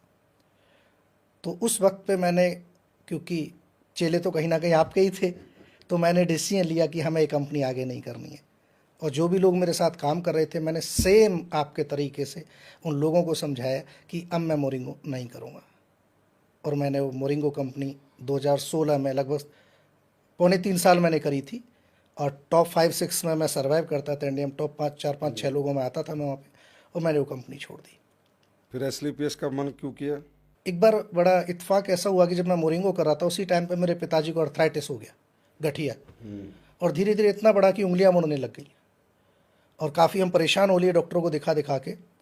अचानक हम टच में रहते थे, बातचीत करते थे, और मुझे याद है घर पे भी आए बीच में मैं एक तो दो बार। मोरिंगो में ट्रेनिंग सिखाई थी। जी, मुझे वो ट्रेनिंग मेरी मोरिंगो की बेस्ट ट्रेनिंग साबित हुई। एसलीपीएस कंपनी का मैं डायरेक्टर था, और मोरिंगो में तुम्हारा मुझे आता है फोन, मुझे याद है, और एसलीपीएस खुले हुए साल भर भी नहीं हुआ था, और मैंने तुम्हें पूरी ट्रेनिंग लिखी। मैं लखनऊ ट्रेनिंग लेने जा रहा था, कंपनी लेवल की ट्रेनिंग। हाँ, कि मगर जा ये ट्रेनिंग दे मोरिंगो में। मैंने आपको फ़ोन किया कि गुरुजी कल पहली ट्रेनिंग होने जा रही है मेरी, क्या करना है। तो मुझे आपने वो ट्रेनिंग दी थी, 1-1.5 घंटा सुनाई थी, रिकॉर्ड कराई थी कि डायरेक्शन, डिसीजन, इन सब चीज़ों को बनाकर। और मेरी ट्रेनिंग मोरिंगो में उसने मुझे सच में जो पहचान मुझे मोरिंगो में दिलाई थी, वो उस ट्रेनिंग के बाद मुझे पहचान मिली थी। तो टच में रहते थे। मैं एक दिन यूट्यूब पे वीडियो देख रहा था, तो स्क्रॉल करते हुए मुझे एक वीडियो सामने आया स्लीपलेस वेलनेस का। वो देखने को मैं रुका क्यों, क्योंकि जो समस्या मेरे घर में थी सेम मुझे वीडियो में दिखी। एक 70-75 साल की अम्मा, वो वीडियो आज भी यूट्यूब पे आपको मिल जाएगा। 70-75 साल की अम्मा बता रही थी, हरियाणा की वीडियो, कि मेरे गोडों में दर्द रहता था। हाँ, सही है, शुरू करो। चल नहीं पाती थी, और ये डब्बा पिया है ना, उसको कंपनी का नाम पता ना डब्बे का नाम पता, और 2.5 डब्बा पी लिया। आज मैं भैंस का दूध निकाल देती हूँ, और जब घूमने जाती हूँ तो मेरी बहू कहती है कि अम्मा जवान हो रही है, ऐसे कह के हंस देती है। मैंने आपको फ़ोन किया क्योंकि मैं परेशान था कि सर क्या भैया बोलता था उस टाइम पे मैं, कि ऐसे ऐसे बात है, क्या ये वाकई में सच है वीडियो, है आपने बनवा के डलवाया है? तो आपने बोला कि रितेश, ह्यूमन नेचर है, अगर कोई व्यक्ति अपने प्रोडक्ट के बारे में बात करेगा तो सामने वाले को लगता है कि शायद ये बेचने की वजह से कर रहा है, लेकिन मैं कंपनी चला रहा हूँ, 1-2 प्रोडक्ट बेच के कुछ नहीं होगा। तू काम धाम छोड़, कंपनी छोड़, तू पिताजी के लिए प्रोडक्ट मंगा, क्योंकि मेरे घर परिवार से भी आप अटैच रहे हो, और घर में भी आना जाना रहा है, मेरे हर सुख दुख में घर तक साथ रहे हो। तो आपने बोला पिताजी के लिए प्रोडक्ट मंगा, और वो प्रोडक्ट आपने रिकमेंड किया था थंडर ऑर्थो JC ऑयल। 2 महीने का प्रोडक्ट मंगाया। जब वो प्रोडक्ट पिताजी को मैंने दिया, तो लगभग 15-20 दिन, महीना बाद पिताजी को मैंने पूछा क्या स्थिति है, तो उन्होंने बोला जो ज़्यादा पेन, जकड़न होती थी उसमें थोड़ा रिलीफ है। तो मुझे लगा आयुर्वेद है, स्लो रिजल्ट आएगा, लेकिन अगर इतना भी है तो, क्योंकि डॉक्टरों ने मना कर दिया था, घुटने चेंज करने पड़ेंगे बोल दिया था, जो ख़राब हो गया उसको रिकवर नहीं कर सकते, और अर्थराइटिस एक ऐसी बीमारी है जो कभी क्योर नहीं होती है। फिर एक प्रोडक्ट मैंने सिस्टर को यूज़ कराया थायराइड में, जो मेरी बहन अहमदनगर में थे उनको, और मुझे प्रोडक्ट में अच्छा लगा, प्रोडक्ट में रिजल्ट आए। और मुझे ऐसा लगा कि अगर प्रोडक्ट में दम है तो मेहनत तो हम करना जानते हैं, एक्सपीरियंस भी पुराना, सीखे हुए भी हैं, तो फट्टे चक देंगे। और वो मेरा मन बना प्रोडक्ट को देख के कि हमें एसलीपीएस करनी चाहिए। तो रितेश सर, पिछली 2 कंपनियों में मिला जुला आपका एक्सपीरियंस रहा, कुछ पॉजिटिव, कुछ नेगेटिव, कुछ गुड एक्सपीरियंस, कुछ बैड एक्सपीरियंस। तो जब आप एसलीपीएस ज्वाइन किया तो मतलब आप में वही पॉजिटिविटी थी, या कोई डर था, फिक्र था कि अब क्या होगा, कैसे होगा, या बिल्कुल एकदम पॉजिटिविटी के साथ ही आप आए थे और आपको लग रहा था सब यहाँ अच्छा ही होगा? जब डिसीजन ले रहा था तो उस टाइम पे इन्वेस्टमेंट का थोड़ा बोलबाला हो चुका था। कुछ लोगों ने बोला कि यार आज तुझे इस इंडस्ट्री में 9 साल हो गए, आज भी उसी मुकाम पे खड़ा है जहाँ से शुरुआत की थी, तो हमें लगता है कि ये बदलना चाहिए तुझे, प्रोडक्ट बेस का ज़माना जा चुका है, इन्वेस्टमेंट काम करना चाहिए, रातों रात पैसे बनते हैं, जितनी मेहनत तूने यहाँ की है इतनी मेहनत यहाँ कर ली होती तो शायद कितने करोड़ का मालिक होता। लेकिन ये एक अलग सच्चाई थी, जो रियल सच्चाई थी इन्वेस्टमेंट वगैरह की, वो भी मैं जानता था। और मैं लोगों को एक ही बात बोलता था कि अगर भूख लग रही है, रोटी ना मिले तो कीचड़ थोड़ी खाएंगे, गलत काम कभी नहीं करेंगे, करेंगे तो प्रोडक्ट बेस ही करेंगे। और मेरी यही जिद थी कि मैं कभी भी जीवन में डायरेक्ट सेलिंग करूंगा और प्रोडक्ट बेस ही करूंगा। तो ये वजह मुझे एसलीपीएस की तरफ खींच के लेके आई थी, इसके प्रोडक्ट के रिजल्ट। डर नहीं लगा कि भाई अब तीसरा चांस है, अगर यहाँ फेल हो गया तो अचीवमेंट नहीं है, तो ऐसा कोई डर फिक्र था या कॉन्फिडेंस था कि नहीं सब कर लेंगे? नहीं सर, डर नहीं था। डर नहीं था? डर नहीं था। वो डर तो मेरी पहली 2 घटनाओं ने निकाल दिया था। सबसे पहली घटना अहमदनगर वाली, और फिर वो डर नहीं था। हमें लगता था कि नेटवर्क बना देंगे, प्रोडक्ट में दम होना चाहिए, प्रोडक्ट अच्छा होना चाहिए। तो आप तो पिछली कंपनी में टॉप 5 में थे, तो आपके साथ बहुत हजारों लोग आए होंगे। कोशिश करी, शुरुआत करी, और शुरुआत में बड़े एफर्ट किए उन लोगों को कि ये लोग साथ में आएंगे तो शायद काम अच्छा होगा, लेकिन कोई साथ नहीं आया। और एक बड़ा अच्छा सा इंसिडेंट मुझे याद आ रहा है कि जब मैं पुराने सारे लोगों को ट्राई किया तो उन्होंने यही बोला कि पहले तुम ट्राई कर लो, पहले तुम दिखाओ, क्योंकि उन्हें एक फेलियर का दिखाई देता था कि शायद हो पाएगा नहीं हो पाएगा। तो आपने मुझे देसी भाषा वाली कहावत सुनाई जब मैं परेशान होकर आके बैठा कि बेटा आज मैं तुझे जीवन का एक राज सिखाता हूँ। मैं बताओ सर, दूसरे ऑफिस की, पुराने ऑफिस की बात है। बोला अगर तुझे सफल होना है ना तो पहले तो फ्रेशर से काम स्टार्ट कर, फ्रेश लोगों के पास जा, क्योंकि जो पुराने लोग हैं ना वो तुम्हारी सफलता कम असफलता को ज़्यादा जानते हैं। और पुराने लोगों के पास बार बार जाके उन्हें कन्विंस करना, ऐसे जैसे गांव में बोलते हैं ना, बाकड़ी भैंस का दूध निकालना, वो दूध कम देगी लात ज़्यादा मारेगी, तो ये काम कम नखरे ज़्यादा होंगे। इसलिए फ्रेशर बेल्ट पे काम शुरू कर, और जब अचीवमेंट आएगी ये लोग अपने आप आ जाएंगे। और उससे भी महत्वपूर्ण सलाह जो मेरी काम आई, आपने मुझे एक शब्द बोला था कि रितेश बेटा रीजनेट योरसेल्फ। अगर वाकई में सफल होने आया है ना तू, पहले तो आना ही मत। अच्छी खासी कंपनी चल रही है, ठीक ठाक काम चल रहा है, ये धब्बा मत मुझ पे लगाना कि एक लीडर आया और फेल हो गया। सही बात। तो मैंने वो सोचा मेरा लीडर, वो मेरा सिखाया हुआ लीडर। हाँ। हाँ, जानते हैं मेरा से फेल होने मत आना, आना मत चलेगा, लेकिन फेल मत होना। तो मैंने गुरुजी आशीर्वाद रखना, गाइडलाइन रखना सर, फट्टे चक देंगे। तो आपने मुझे एक शब्द बोला, रिजनेट योरसेल्फ। मैं सर ये क्या होता है? तो आपने बताया कि जब कोई लीडर 1-2-4 साल काम कर लेता है, 1-2 कंपनियों का एक्सपीरियंस ले लेता है, तो उसके दिमाग में सफलता असफलता घुस जाती है जो उसे काम नहीं करने देती, और वो लीडर भी बन जाता है। लीडर का एक ताज पहन लेता है। आपने बोला था लीडर का एक ताज पहन लेता है, सेल्फ मेड लीडर, जो कि ना किसी यूनिवर्सिटी से मिलती है डिग्री, ना कहीं से कोई नेता वगैरह कोई देता है, वो एक सेल्फ मेड ताज पहनता है, आई एम ए लीडर। और जब वो कोई काम करता है, अगर वो सफल है तो सफलता सड़ सड़ के बोलती है, मैं प्लान क्यों करूं, मैं फॉलो क्यों करूं, मैं तो माइक लेके बोलने वाला व्यक्ति हूं। और वो असफल है तो असफलता बोलती है, यार पहले भी ऐसा हुआ था, मैं लिस्ट क्यों बनाऊं, पहले भी बनाई थी, मैं गोल सेट क्यों करूं, पहले भी। अगर तुझे सफल होना है तो पुरानी सारी बातों को भूल के उससे एक एक्सपीरियंस लेना, और ये मान के शुरुआत करना कि जीवन की एक नई शुरुआत है। तेरा वही जोश, वही जुनून, वही पागलपन, वही विश्वास जो अहमदनगर में था, वही मुझे दोबारा चाहिए। बेटा 6 महीने के लिए हाथी से उतर जा और फिर दोबारा चढ़ जाना। वैसे रितेश सर के बारे में मैं भी कहना चाहूँगा, मुझे पूरी आपकी जर्नी का पता है। अब तो ये दुनिया जाने आपकी जर्नी, इसलिए हम साथ में बैठे हैं कि आपके पास कोई भी पुरानी कंपनी का सिंगल व्यक्ति कई महीने नहीं आया था, और बाद में भी 1-2 ही आया। नहीं, एक आया था बस।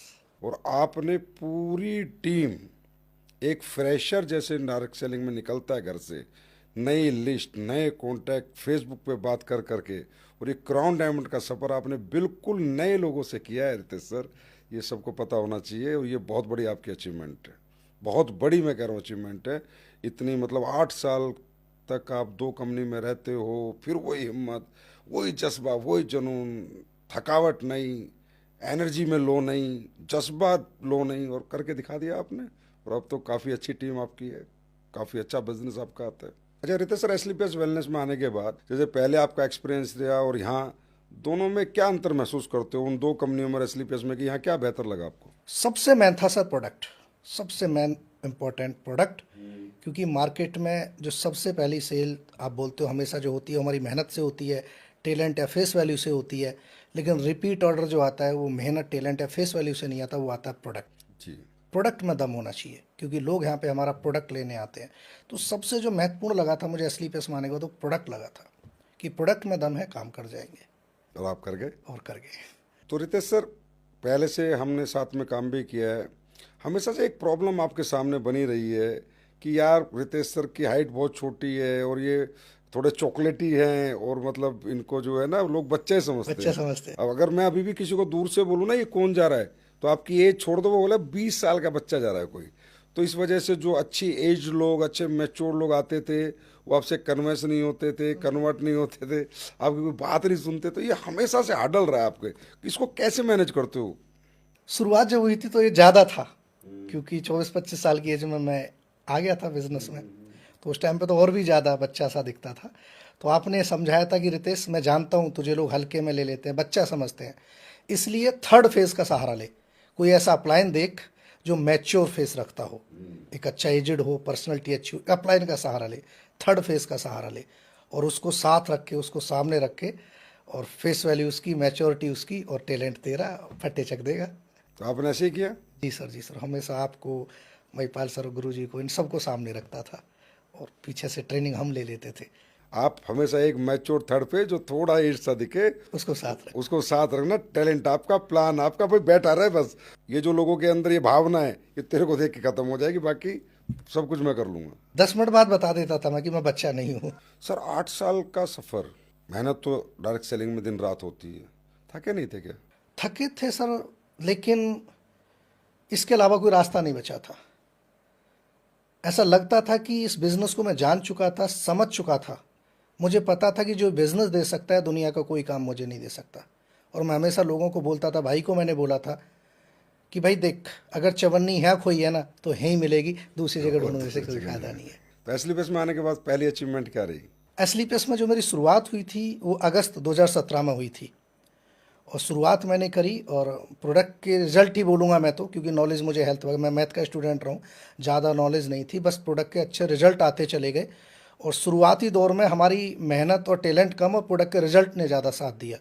और उसकी बदौलत क्या हुआ सर, 29 अगस्त 2017 को मैंने पहला चेक लिया था, शुरुआत की थी, और 12 जुलाई 2019 को आपके आशीर्वाद से मेरे घर में जगवार जैसी कार खड़ी थी। मतलब 23 महीने में? 23 महीने के अंदर घर पे जगवार खड़ी थी। जो काम 8 साल में नहीं हुआ वो 23 महीने में 23 महीने में हो गया, बिकॉज ऑफ एसलीपेस वेलनेस। चलो ये हमारे लिए भी गर्व की बात है। बहुत बहुत बधाई रही आपको। Thank you. उस जगवार कार की, लाल कलर की रेड कलर की जगवार, रेड कलर से कुछ ज़्यादा ही प्यार है आपको। वो लाल रंग की रेंजर साइकिल हमेशा याद रहती है, जहाँ से मैंने जीवन की शुरुआत करी है। तो रितेश सर, आप दोनों भाई, एक आपके छोटे भाई और हैं, दोनों ही डायरेक्ट सेलिंग करते हो और दोनों टूरिंग पे भी रहते हो, घर से बाहर ही रहते हो ज़्यादातर, क्योंकि बुलंदशहर में आपने घर बनाया है, लेकिन बिजनेस तो आपका पूरे हिंदुस्तान में ही है और जाना आना ज़्यादातर बाहर ही घूमते रहते हो। तो कैसे मैनेज करते हो फैमिली लाइफ और बिजनेस, दोनों चीज़ों को कैसे मैनेज करते हो? आपने सिखाया है कि व्यापारी की पर्सनल लाइफ नहीं होती है। यार हर जगह आप मुझे मुद्दा बना देते हो। सर आपकी बदौलत है, आपकी शिक्षा, आपका डेडिकेशन। अब आपने तो फौज में रहते हुए सब कुछ मैनेज कर लिया था, हम तो सिविलियन थे, फिर भी हमें तो आज़ादी थी, मतलब कहीं भी जाने आने की। हालांकि घर परिवार ने बड़ा साथ आप यहाँ मत बोलो मैंने सिखाया, नहीं तो आपकी वाइफ डंडा लेके ढूंढेगी मेरे को। नहीं सर, वो बोलती है कभी कभी कि संजीव सर से मिलूंगी और पूछूंगी कि ये घर पे कब रहेंगे। तो सर पिताजी ने बड़ा साथ दिया और वाइफ ने भी बड़ा साथ दिया, कि कई वक्त ऐसे होते थे कि बच्चा घर पे बीमार है, हॉस्पिटल में एडमिट करना है, मैं सिलीगुड़ी ट्रेनिंग ले रहा हूँ, तो घर वाले सपोर्ट नहीं करते, तो शायद जो अचीवमेंट आज है वो अचीवमेंट ना होती। घर वालों का, भाई का, पिताजी का, मेरी वाइफ का बहुत बड़ा साथ मेरे साथ रहा है कि हम दोनों भाइयों के अनुपस्थिति में उन्होंने घर को संभाला।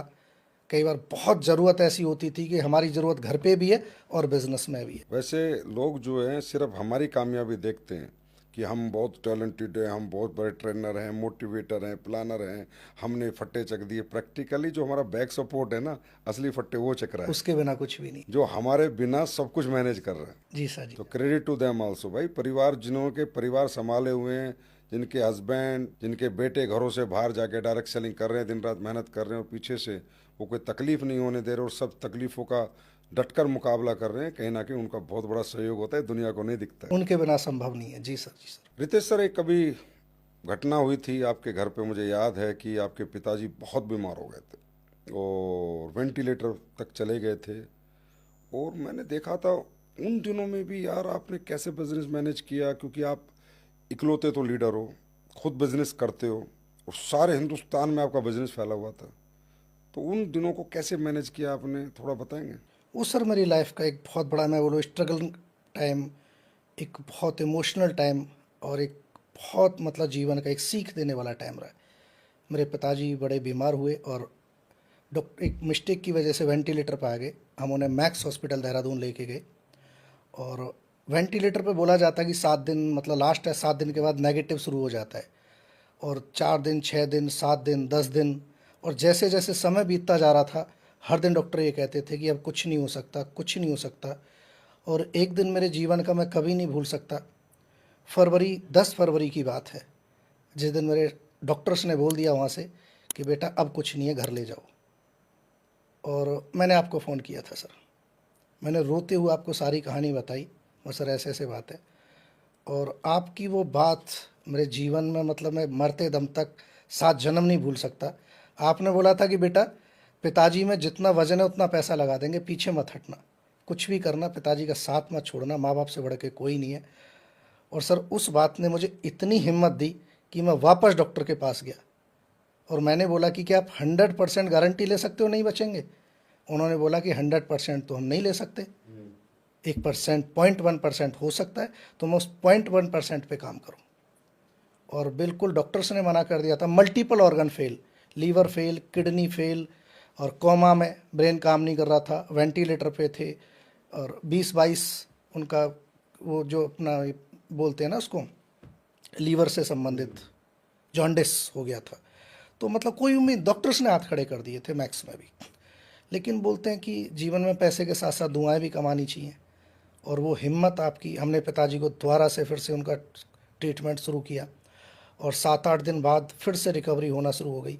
और उस दिन मैंने देखा कि पैसे की ताकत क्या है और लोगों की दुआओं की ताकत क्या है।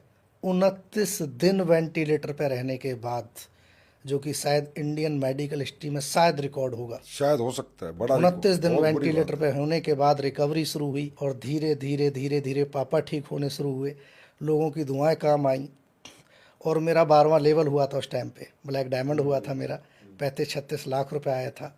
सर अगर वो पैसा ना होता, और आपका कंधे पे हाथ ना होता, सर पे हाथ ना होता, लोगों की दुआएं ना होती, तो आज पिताजी मेरे घर पे ना होते। पिताजी स्वस्थ हैं? पिताजी मेरे स्वस्थ और 100% फिट है। गॉड ब्लेस हिम, हमेशा स्वस्थ रहें, लंबा जीवन जिए, स्वस्थ जीवन जिए। तो रितेश जी, है ये सही बात है कि कुछ लोगों के माता पिता पैसे के अभाव में उनको छोड़ के चले जाते हैं, अच्छा इलाज ना मिलने के कारण, अच्छी दवाइयाँ ना मिलने के कारण।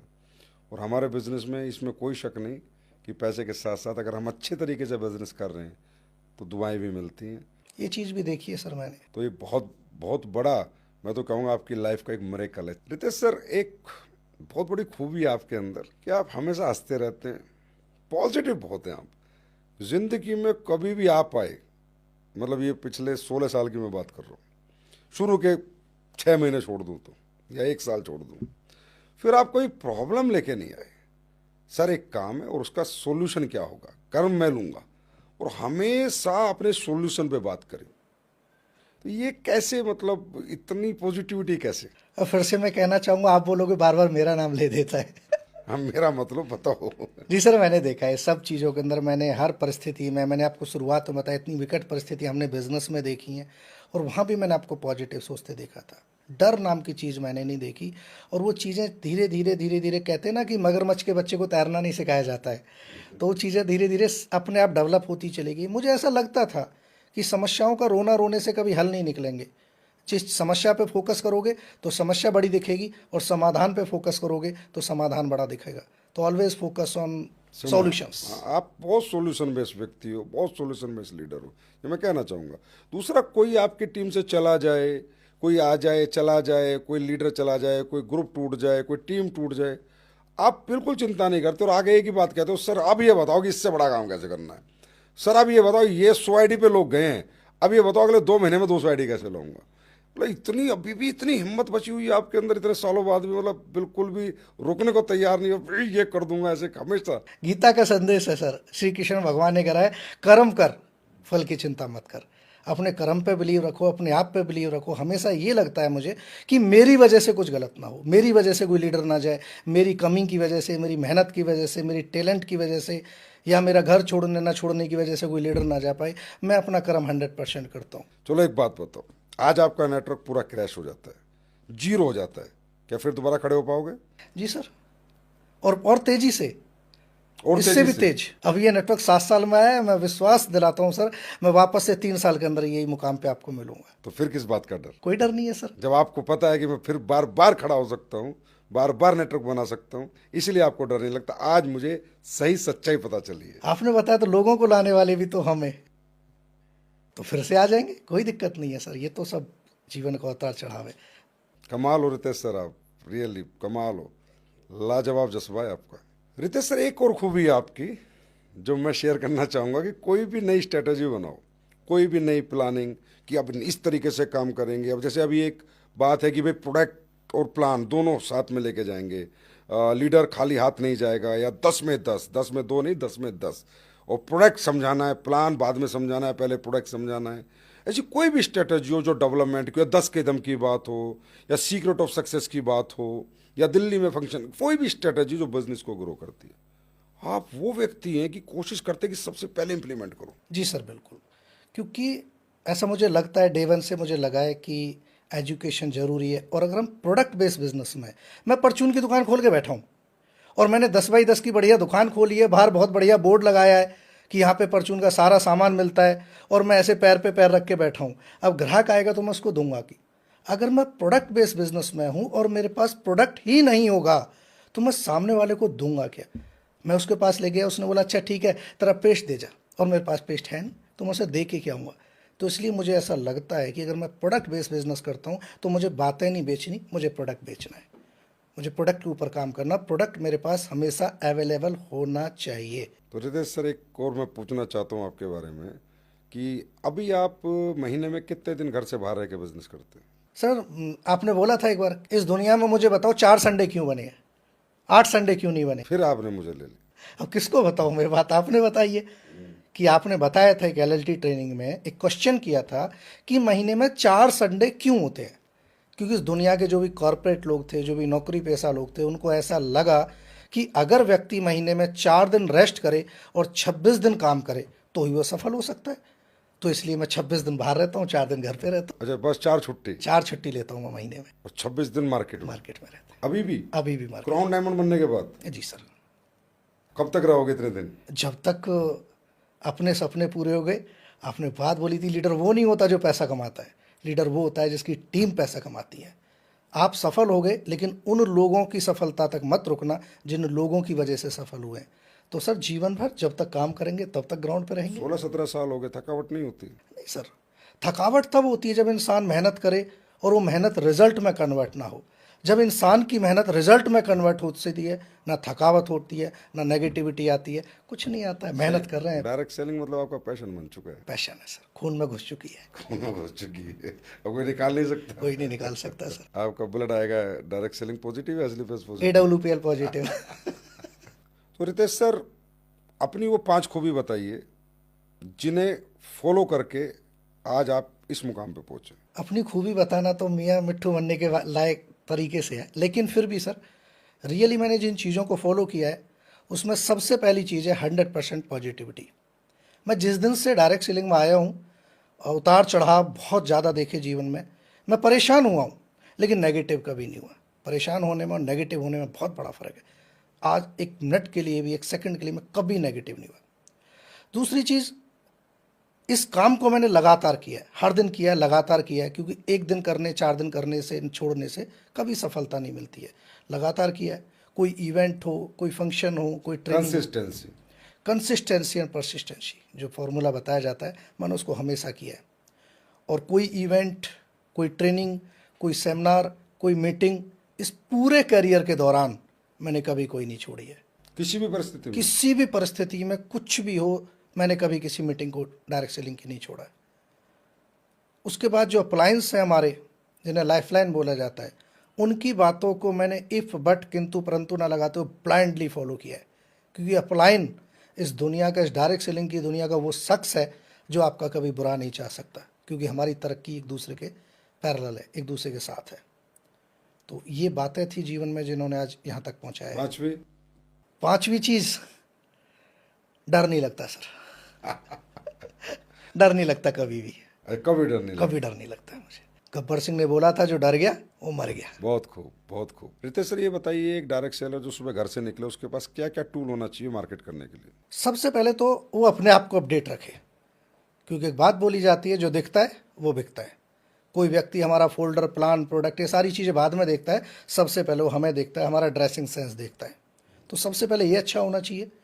उसके बाद हमारी प्रेजेंटेशन अच्छी होनी चाहिए, बताने का तरीका, कॉन्फिडेंस, ये अच्छा होना चाहिए। और तीसरी और एक महत्वपूर्ण बात है कि डेमो प्रोडक्ट हमेशा हमारे पास होना चाहिए। ये डेमो की सर बड़ी ताकत है। हम हिंदुस्तानी लोग हैं, इमोशनल लोग हैं, जिसका खा लेते हैं, टेस्ट कर लेते हैं। आपने कई बार हमने देखा है, हम ठेले पे जाके पूछते हैं भैया अमरूद क्या भाव दिया है, तो रेट बताने से पहले काट के दे देता है कि देखो भैया बहन जी कितना मीठा है। मिठाई वाले से पूछते हैं बर्फी कैसे, तो एक पीस हमारे हाथ में दे देता है। सही दे देता है। और हमने देखा है कि जिसका खा लिया उस दुकान से हम वापस नहीं, वहाँ पैसा दे के आते, पैसा दे के आते। तो डेमो में बड़ी ताकत है। जिसको भी हम मिलने जा रहे हैं, जिसको भी, जैसे हमारा प्रोडक्ट है डेंटोडॉक है, तुलसी है, ये हमारे बड़े शानदार डेमो प्रोडक्ट है। तुलसी के ऊपर 1 घंटा लेक्चर देने से अच्छा है 2 बूंद पिला दो। डेंटोडॉक पे 1 घंटा बोलने से अच्छा है थोड़ा सा टेस्ट करा दो। तो मुझे ऐसा लगता है कि डेमो प्रोडक्ट हमारे साथ होना ही चाहिए। अगर किसी व्यक्ति को हमने डेमो नहीं दिया तो उसके लिए समझाना बेकार है। मतलब हम जितनी जगह आज हमने मीटिंग करी डे में, अगर हमारे पास प्रोडक्ट डेमो प्रोडक्ट नहीं है तो उतना रिजल्ट नहीं मिलेगा जितना मिल सकता था। जी सर, डेमो में बड़ी ताकत है। रितेश सर, फिर ये भी बताइए कि जो हमारी ट्रेनिंग होती है, फ्राइडे ट्रेनिंग होती है और संडे सेमिनार, उसमें भी डेमो प्रोडक्ट होना चाहिए? हाँ जी सर, एवरीवेयर हमारे बैग में, हमारी ट्रेनिंग में कोई भी व्यक्ति, जितने भी लोग आ रहे हैं, हमारी तुलसी पी रहे हैं, शो में हमारे लोग आ रहे हैं, या संडे सेमिनार में हमारे लोग आ रहे हैं, एक चीज़ों को सुन रहे हैं और साथ के साथ उसको टेस्ट करके देख रहे हैं। अब मैं कितना ही बोलूँ आपको कि सर ये आम बहुत मीठा है, बहुत मीठा है, बहुत मीठा है, लेकिन जब तक आप उसको टेस्ट नहीं कर लोगे तो फील नहीं कर पाओगे। तो ट्रेनिंग में डेमो प्रोडक्ट होना चाहिए और दिखना चाहिए लोगों को, क्योंकि बताने में, दिखाने में और टेस्ट कराने में बहुत फ़र्क होता है। वैसे प्रोडक्ट बेस्ड जो एथिकल डायरेक्ट सेलिंग है वैसे ही होनी चाहिए, इसके रिजल्ट लोगों को ज़्यादा मिलेंगे। ऐसी एजुकेशन हर व्यक्ति को डेवलप करनी चाहिए। आप बिल्कुल सही कह रहे हो। मुझे भी लग रहा है कि अगर लोग ऐसे काम करेंगे तो उनके रिजल्ट 4-10 गुना बढ़ जाएंगे, 10 गुना मुझे लगता है। वही 10 में 10 वाला फॉर्मूला यहाँ पर लागू हो जाएगा। सर, यहाँ डायरेक्ट सेलिंग में समय समय पर ट्रेनिंग होती रहती है। कभी कभी रेजिडेंशियल ट्रेनिंग होती है, कभी 10 कदम जैसी 2 दिन की ट्रेनिंग होती है, कभी डे की ट्रेनिंग होती है। कई डायरेक्ट सेलर कहते हैं यार वो पिछले साल मैंने residential training secret of success तो अटेंड कर ली थी, अब तो मुझे जाने की ज़रूरत नहीं है, वही तो होगा जो पिछली बार हुआ था। ऐसे कि बार फ्राइडे वाली ट्रेनिंग में यार अब मैं इस बार हर बार क्यों फ्राइडे मुझे जाना है, वही तो ट्रेनिंग होगी जो पिछली बार हुई थी। या 10 कदम में मुझे क्यों जाना है। तो ये आपके अनुसार उन्हें जाना चाहिए या एक बार ट्रेनिंग बहुत है? 100% जाना चाहिए सर, 100% जाना चाहिए। 100% जाना, बार बार जाना चाहिए। और जब तक वो खुद स्टेज पे आके उस ट्रेनिंग को लेना आना शुरू कर दे, उसे तब तक जाना चाहिए। कोई व्यक्ति क्रिकेट खेलने आता है, हद से ज़्यादा टैलेंट लेके आता है, जब भी उसका इंडियन टीम में सिलेक्शन होता है, इसके बावजूद वो डेली प्रैक्टिस करता है। अब क्रिकेट का महान प्लेयर था सचिन तेंदुलकर, उसे क्या ज़रूरत है डेली प्रैक्टिस करने की, लेकिन वो भी एवरीडे प्रैक्टिस करता है। उसकी एक लास्ट स्पीच मुझे बड़ा अच्छे से याद है। किसी पत्रकार ने पूछा था सचिन से कि सर आपको कैसे विचार आया कि मुझे क्रिकेट छोड़ना चाहिए, तो उसने बोला कि एक दिन जब मैं सुबह 4 बजे प्रैक्टिस को उठा तो मुझे ऐसा लगा कि आज प्रैक्टिस को जाने का मन नहीं है, तो उस दिन मुझे विचार आया कि अब क्रिकेट को अलविदा बोलने का टाइम आ गया है। प्रैक्टिस प्रैक्टिस प्रैक्टिस, बार बार जब एक चीज़ को बार बार ट्रेनिंग में जाएंगे, बार बार सुनेंगे, बार बार सीखेंगे, तो धीरे धीरे अपडेशन अपने आप हो जाती है। रितेश सर, बड़ी क्लियरिटी आज आपने करी और मुझे भी बड़ी क्लियरिटी हुई है कि ट्रेनिंग में जाने का मतलब ट्रेनिंग लेना नहीं है, ट्रेनिंग में जाने का मतलब वैसा ट्रेनर बनना है जैसा सामने वाला है। तो ट्रेनर बनने के लिए तो 100 ट्रेनिंग भी कम है। जी सर, एक ट्रेनिंग से 1% भी अपडेट करेंगे तो 100 ट्रेनिंग से 100% अपडेट। मतलब जब तक आप ट्रेनर ना बन जाएं कोई ट्रेनिंग ना छोड़ें। और ट्रेनर बनने के बाद भी यदि अपने से बड़ा लीडर, अपने से अपलाइन अगर कोई ट्रेनिंग दे रहा है तो मैं 100% उस ट्रेनिंग में बैठना चाहिए, क्योंकि जहाँ हम जाना चाहते हैं मेरा अपलाइन वहाँ पे जा चुका है, वहाँ का रास्ता जानना जरूरी है। बहुत खूब रितेश सर, बहुत खूब, बहुत नॉलेजेबल बात आपने बताई। रितेश सर, ये तो आपने ट्रेनिंग के बारे में बताया और ये बड़ी क्लियरिटी करी कि क्यों जाते हैं। अब मुझे बताओ, जो मेगा फंक्शंस होते हैं, जो बड़े बड़े फंक्शंस होते हैं, जैसे दिल्ली में होते हैं या विजय रथ होते हैं, तो फंक्शंस भी जैसे कोई एक बार देख लेता है तो बोला यार अब क्या जाना है, मैं तो फंक्शन देख चुका हूँ। या सेमिनार भी में भी हर संडे सेमिनार भी होते हैं। जी सर, तो हम तो हर बार ही बुलाते हैं सेमिनार में, जितने भी लोग जो है ना भाई सभी आओ, चाहे गेस्ट आए चाहे ना आए, पर तुम आओ। तो कहते हैं यार हमारा गेस्ट ही नहीं है तो हम क्यों जाएं, और हम पिछली बार तो गए थे तो इस बार क्यों जाएं, गेस्ट होगा तो जाएंगे नहीं तो नहीं जाएंगे। ऐसे मेगा फंक्शन होते हैं कि मेरी डाउनलाइन में तो कोई जा नहीं रहा तो मैं फंक्शन में क्या करूँगा। इसके बारे में क्या कहना चाहेंगे आप? जी सर, मेरा मानना यही है 100% जाना चाहिए, क्योंकि मेगा फंक्शन क्यों होते हैं जानना हमें ज़रूरी है। मेगा फंक्शन से एक एनर्जी मिलती है, हमें एक ताकत मिलती है, एक विश्वास मिलता है वहाँ जाके कि मैं इस बिज़नेस में क्यों आया हूँ, मेरा अस्तित्व क्या है इस बिज़नेस में। अच्छा, मैं लोगों से पूछता हूँ, हम किसी तीर्थ धाम पे जाते हैं, हम वैष्णो देवी जाते हैं, हम कहीं भी जाते हैं, एक बार जाते हैं बार बार जाते हैं। कुछ लोग हमने ऐसे देखे हैं जो एवरी मंथ या एवरी ईयर, भाई वैष्णो देवी मैं हर साल जाता हूँ।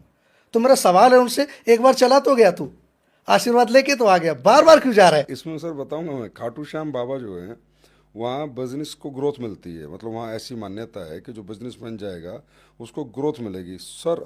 हर 11 पे कलकत्ता, मद्रास, कन्याकुमारी, केरला, जितने मारवाड़ी हैं और जितने व्यापारी हैं सवाल है। हर महीने हर 11 पे आते हैं। बिल्कुल आपसे कनेक्ट हो रहा हूँ मैं, बिल्कुल सही कह रहे हो आप। तो जिसको पता है कि मुझे यहाँ जाने से सिर्फ ग्रोथ मिलती है और जिसकी प्रैक्टिकल ग्रोथ जहाँ मिलती है जाना चाहिए। तो मुझे ऐसा लगता है सर, डायरेक्ट सेलिंग अगर हम कर रहे हैं तो जो हमारे मेगा फंक्शंस होते हैं, जो हमारी सेमिनार्स होती हैं, ये सब हमारे मंदिर मस्जिद गुरुद्वारा यही हमारे सब कुछ हैं, और हमें 100% जाके वहाँ पे मत्था टेकना ही मतलब टेकना हर है। सेमिनार में, हर संडे के सेमिनार में हमें जाके मत्था टेकना मत्था चाहिए, टेकना है, कोई आए ना आए। चाहे हमारे साथ और श्रद्धालु हैं या नहीं है, कोई फर्क नहीं बहुत क्लियर मैसेज दिया आपने। बहुत पते की बात बताई रितेश सर, बहुत पते की बात बताइए।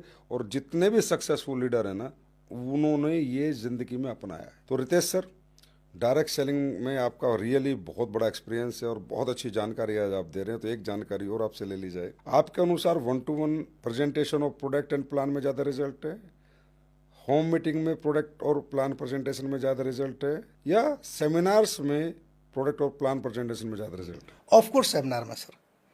1-to-1 plan just a startup, हमें शुरुआत करनी है, उस जगह मैं किसी को नहीं जानता तो मैं एक साथ से सेमिनार नहीं कर सकता। मुझे स्टार्टअप करने के लिए मुझे 1-to-1 करेगा। लेकिन जो ज़्यादा एवरेज ऑफ रिजल्ट है वो होम मीटिंग से आता है, क्योंकि होम मीटिंग में जब व्यक्ति घर पे आता है तो जो ईगो होती है, एक चिड़चिड़ापन, वो ख़त्म हो जाता है। अच्छा माहौल मिलता है, अच्छे चाय पानी पी रहे हैं बैठ के, एक अच्छे माहौल में, एक पॉजिटिव एनवायरनमेंट में, कुछ लिमिटेड लोगों के साथ जब हम एक घरेलू माहौल में चर्चा करते हैं तो मुझे ऐसा लगता है रिजल्ट बेस्ट आता है। लेकिन सेमिनार्स तो हमारी जान है, बड़ा जो रिजल्ट आता है, क्योंकि एक व्यक्ति को समझाने में भी 1 घंटा लगता है, 10 लोगों को समझाने में भी 1 ही घंटा लगता है, और 1000 लोगों को भी समझाने में 1 ही घंटा लगता है। तो सेमिनार्स, जो बड़े सेमिनार हैं, उनसे रिजल्ट बहुत ज़्यादा आता है। लेकिन फिर जी मुझे पर्सनली ऐसा लगता है कि होम मीटिंग्स बहुत ज़रूरी हैं। 1-to-1 से स्टार्टअप करें और जितना ज़्यादा हो सकें होम मीटिंग्स करें, क्योंकि एवरेज रिजल्ट होम मीटिंग्स में ज़्यादा है। तो रितेश सर, एक चीज़ और इसी पे कनेक्ट क्वेश्चन पूछता हूँ, ये बिजनेस में मोटिवेशन ज़्यादा जरूरी है calculation? Motivation is nothing without education and calculation. Okay. Motivation तो जस्ट एक स्टार्टअप है शुरुआत करने के लिए, उसके बाद तो हमारा एजुकेशन है, हमारी कैलकुलेशन है। 2 और 2 4 होते हैं, कैलकुलेशन है, और 2000 और 2000 भी 4000 होंगे। ये मोटिवेशन थोड़ी है, ये तो कैलकुलेशन है। तो हम टारगेट सेट करें, कुछ भी करें, कैलकुलेशन बेस्ड टारगेट सेट करें। ये फट्टे चक दूंगा, ये कर दूंगा, वो कर दूंगा, इनसे नहीं। वो कैसे करूंगा मैं, क्या कैलकुलेशन है मेरे पास, कितने प्लान करने से कितना रिजल्ट आएगा, इस अचीवमेंट के लिए मुझे कितने प्लान करने पड़ेंगे, कितने दिन में, एवरीथिंग डिपेंड ऑन कैलकुलेशन। बस एक चीज़ याद रखो, पूरी दुनिया का एक रूल है, डायरेक्ट सेलिंग का नहीं, पूरी दुनिया का रूल है, लॉ ऑफ एवरेज।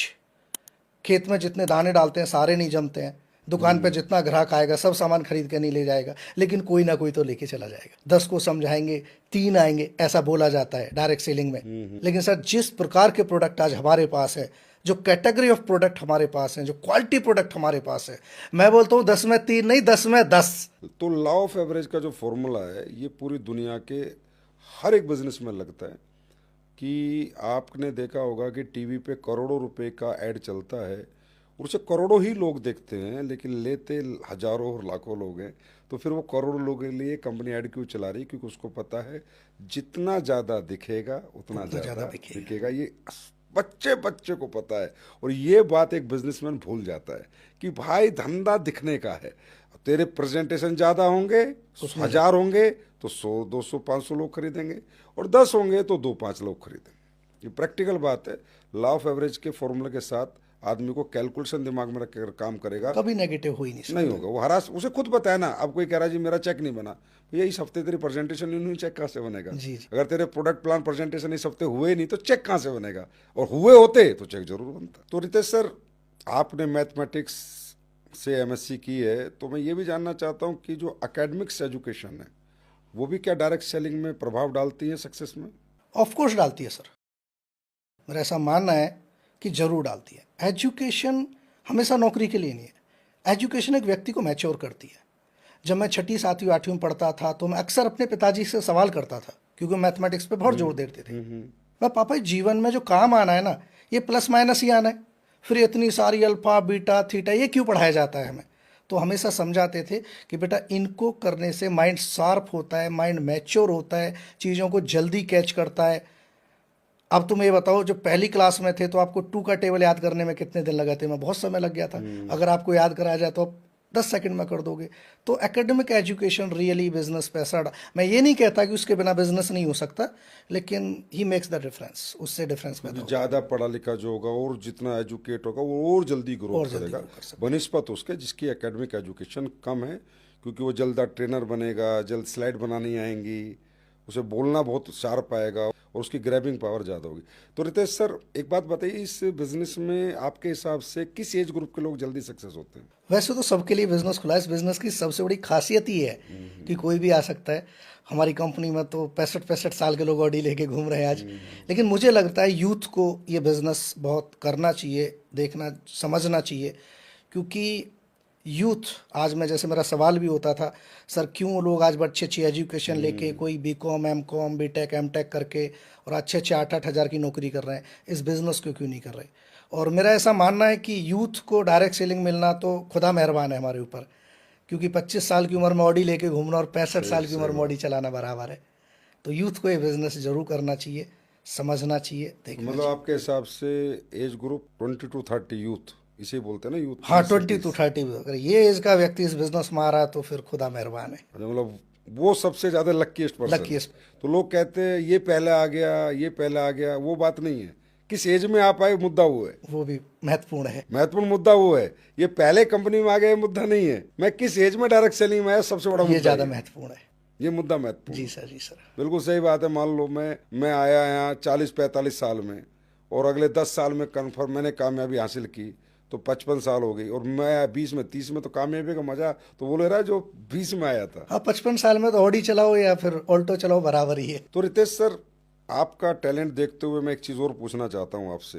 आपकी इतनी बड़ी टीम है, इतने सारे लीडर्स हैं, तो उनकी ट्रैकिंग, मॉनिटरिंग और केयरिंग कैसे करते हो आप? सब बड़ी टीम है, लेकिन direct selling business is like a corporate business. जैसे एक बड़ी कंपनी को चलाता, मालिक तो एक ही होता है, लेकिन हम बोले वो इतनी बड़ी कंपनी को कैसे मॉनिटर कर पाता है, ट्रैक कर पाता है? तो every person as a core team, हर एक व्यक्ति के पास अपना एक कोर टीम होता है। उस कोर टीम के माध्यम से, उनके माध्यम से, जैसे कंपनी का मैनेजर जो होता है, मैनेजर के नीचे असिस्टेंट मैनेजर, इस टाइप से जैसे होता है, तो कल्चर लगभग लगभग सेम है। पूरी टीम को मैनेज करते हैं। उसको किसके माध्यम से करते हैं? जैसे आज मेरे पास 25 लोगों की एक कोर टीम है, अलग अलग लीडर्स, उनके माध्यम से, किसी के नीचे 2,000, किसी के नीचे 4,000, 10,000, ऐसी उनकी टीम है। तो उन सारी टीम की मॉनिटरिंग उन 25 लोगों के माध्यम से मेरे पास आ जाती है। उनकी रिपोर्टिंग, उनका सारा डीएमओ क्या किया क्या नहीं किया, ये सारा मैटर मेरे पास उस कोर टीम के माध्यम से आ जाता है। तो आप भी मॉनिटर करते हो अपने 25 लोगों को? जी, मैं डायरेक्ट मॉनिटर करता हूँ। पता रहता है आपको किसका कितना चेक बना? जी, मैं एवरी वीक, और बोलो तो एवरी डे, जूम मीटिंग्स के माध्यम से, फोनिकली माध्यम से मैं उनको ट्रैक में रखता हूँ। और नीचे जी भी जो लगता है ट्रैक करना चाहिए, अच्छा काम कर रहा है, तो कई बार एक साथ जो टाइम मिलता है तो मैं तो बहुत डेप्थ तक चला जाता हूँ कई बार, क्योंकि मैं सीखा डेप्थ ड्राइविंग करोगे तो दूर तक जाओगे। नीचे भी कोई अच्छा दिख रहा है तो पकड़ो उसको भी। तो रितेश सर, एक बात और पूछना चाहता हूँ। इतना टैलेंट, इतना जज्बा, इतनी मेहनत और इतना बड़ा मुकाम, तो क्या जीवन में क्या ऐसी कोई घटना घटी कि जिसने आपको इतने प्रेरित किया कि आपने ये मुकाम हासिल किया बिना थके, बिना रुके, बिना हारे? जी सर, एक घटना घटी थी।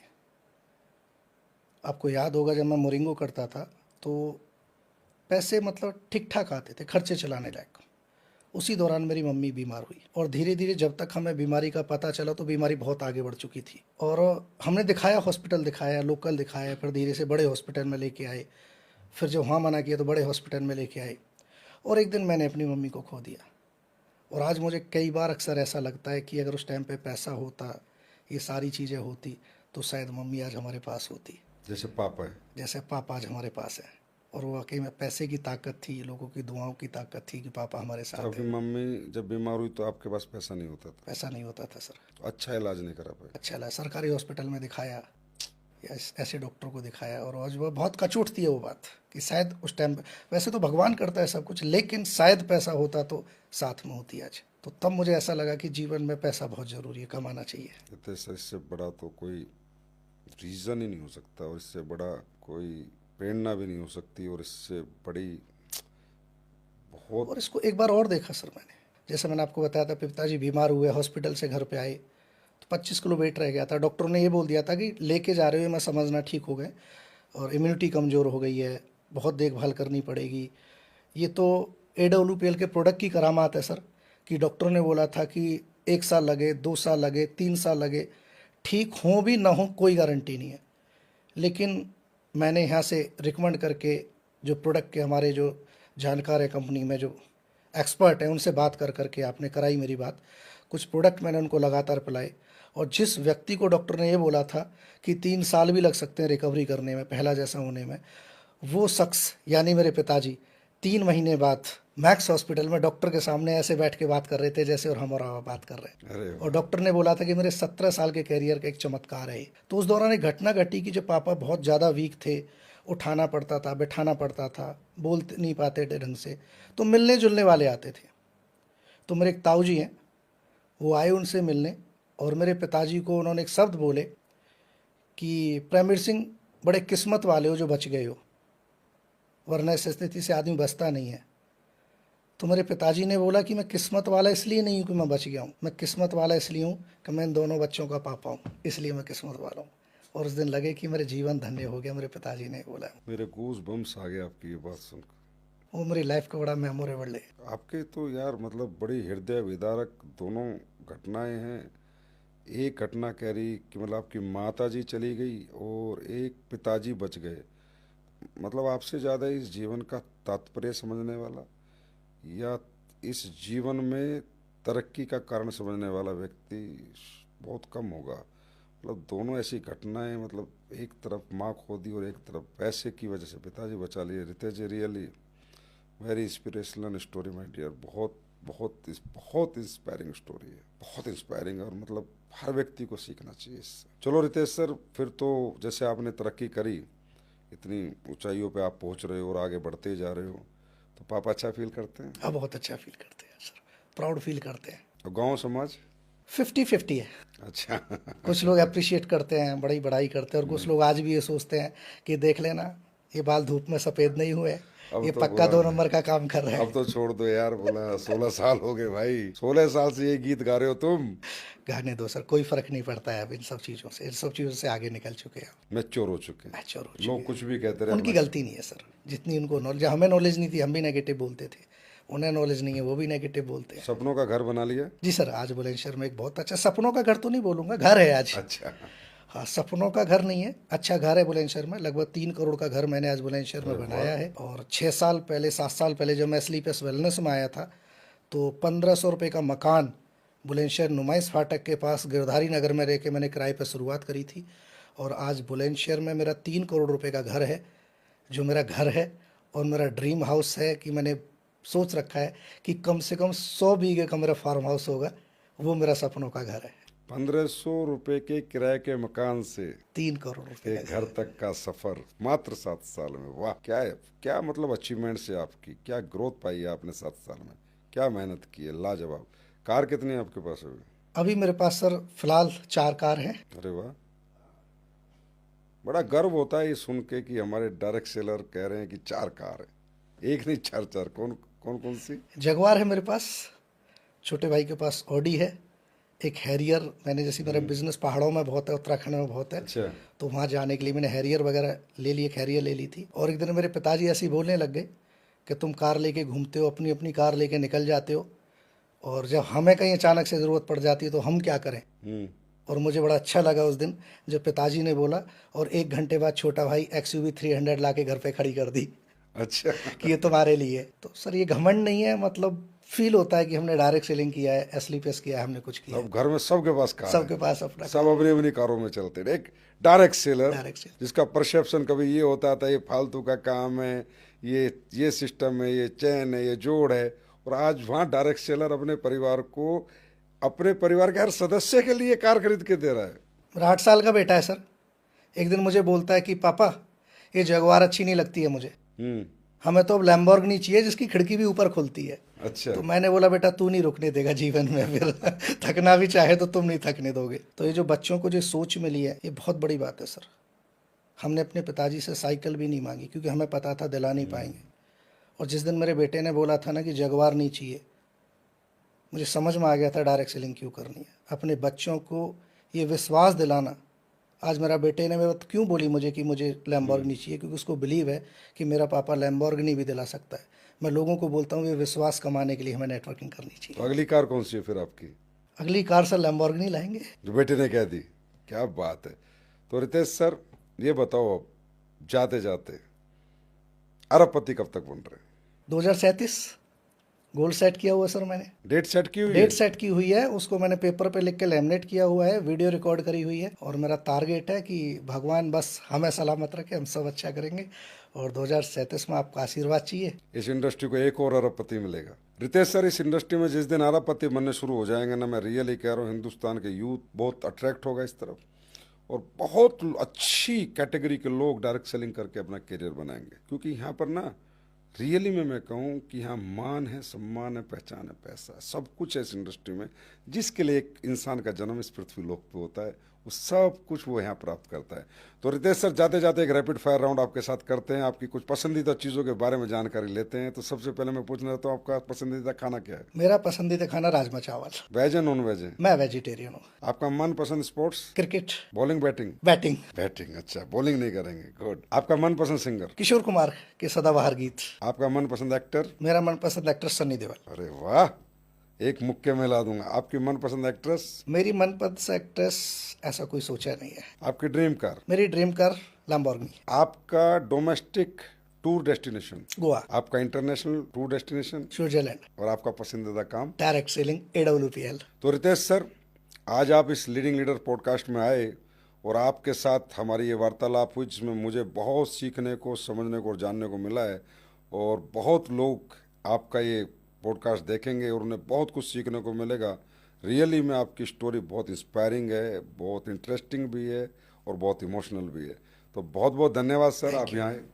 दोस्तों, लीडिंग लीडर्स के इस पॉडकास्ट में आज फिर आपने एक शानदार व्यक्तित्व को सुना, एक कामयाब पर्सनैलिटी जिनकी स्टोरी बहुत इंस्पायरिंग थी, बहुत इंटरेस्टिंग थी और बहुत इमोशनल थी। तो फिर वही एक बार सिद्धांत जो हम साबित करना चाहते हैं कि लीडर किसी भी क्षेत्र का हो, किसी भी फील्ड का हो, किसी भी प्लेटफॉर्म पे काम कर रहा हो, सिद्धांत सबके सेम ही रहते हैं। आप सिर्फ प्लेटफॉर्म चुनिए, सिद्धांत हम बताएंगे, विश्वास हम दिलाएंगे। आपको सफल बनाने के लिए लीडिंग लीडर्स में वक्त वक्त पर आपको कामयाब पर्सनैलिटियों को सुनने का, उनसे सीखने का और उन्हें जानने का मौका मिलेगा। तो देखते रहिए लीडिंग लीडर पॉडकास्ट। फिर मिलेंगे अगली बार एक शानदार व्यक्तित्व के साथ।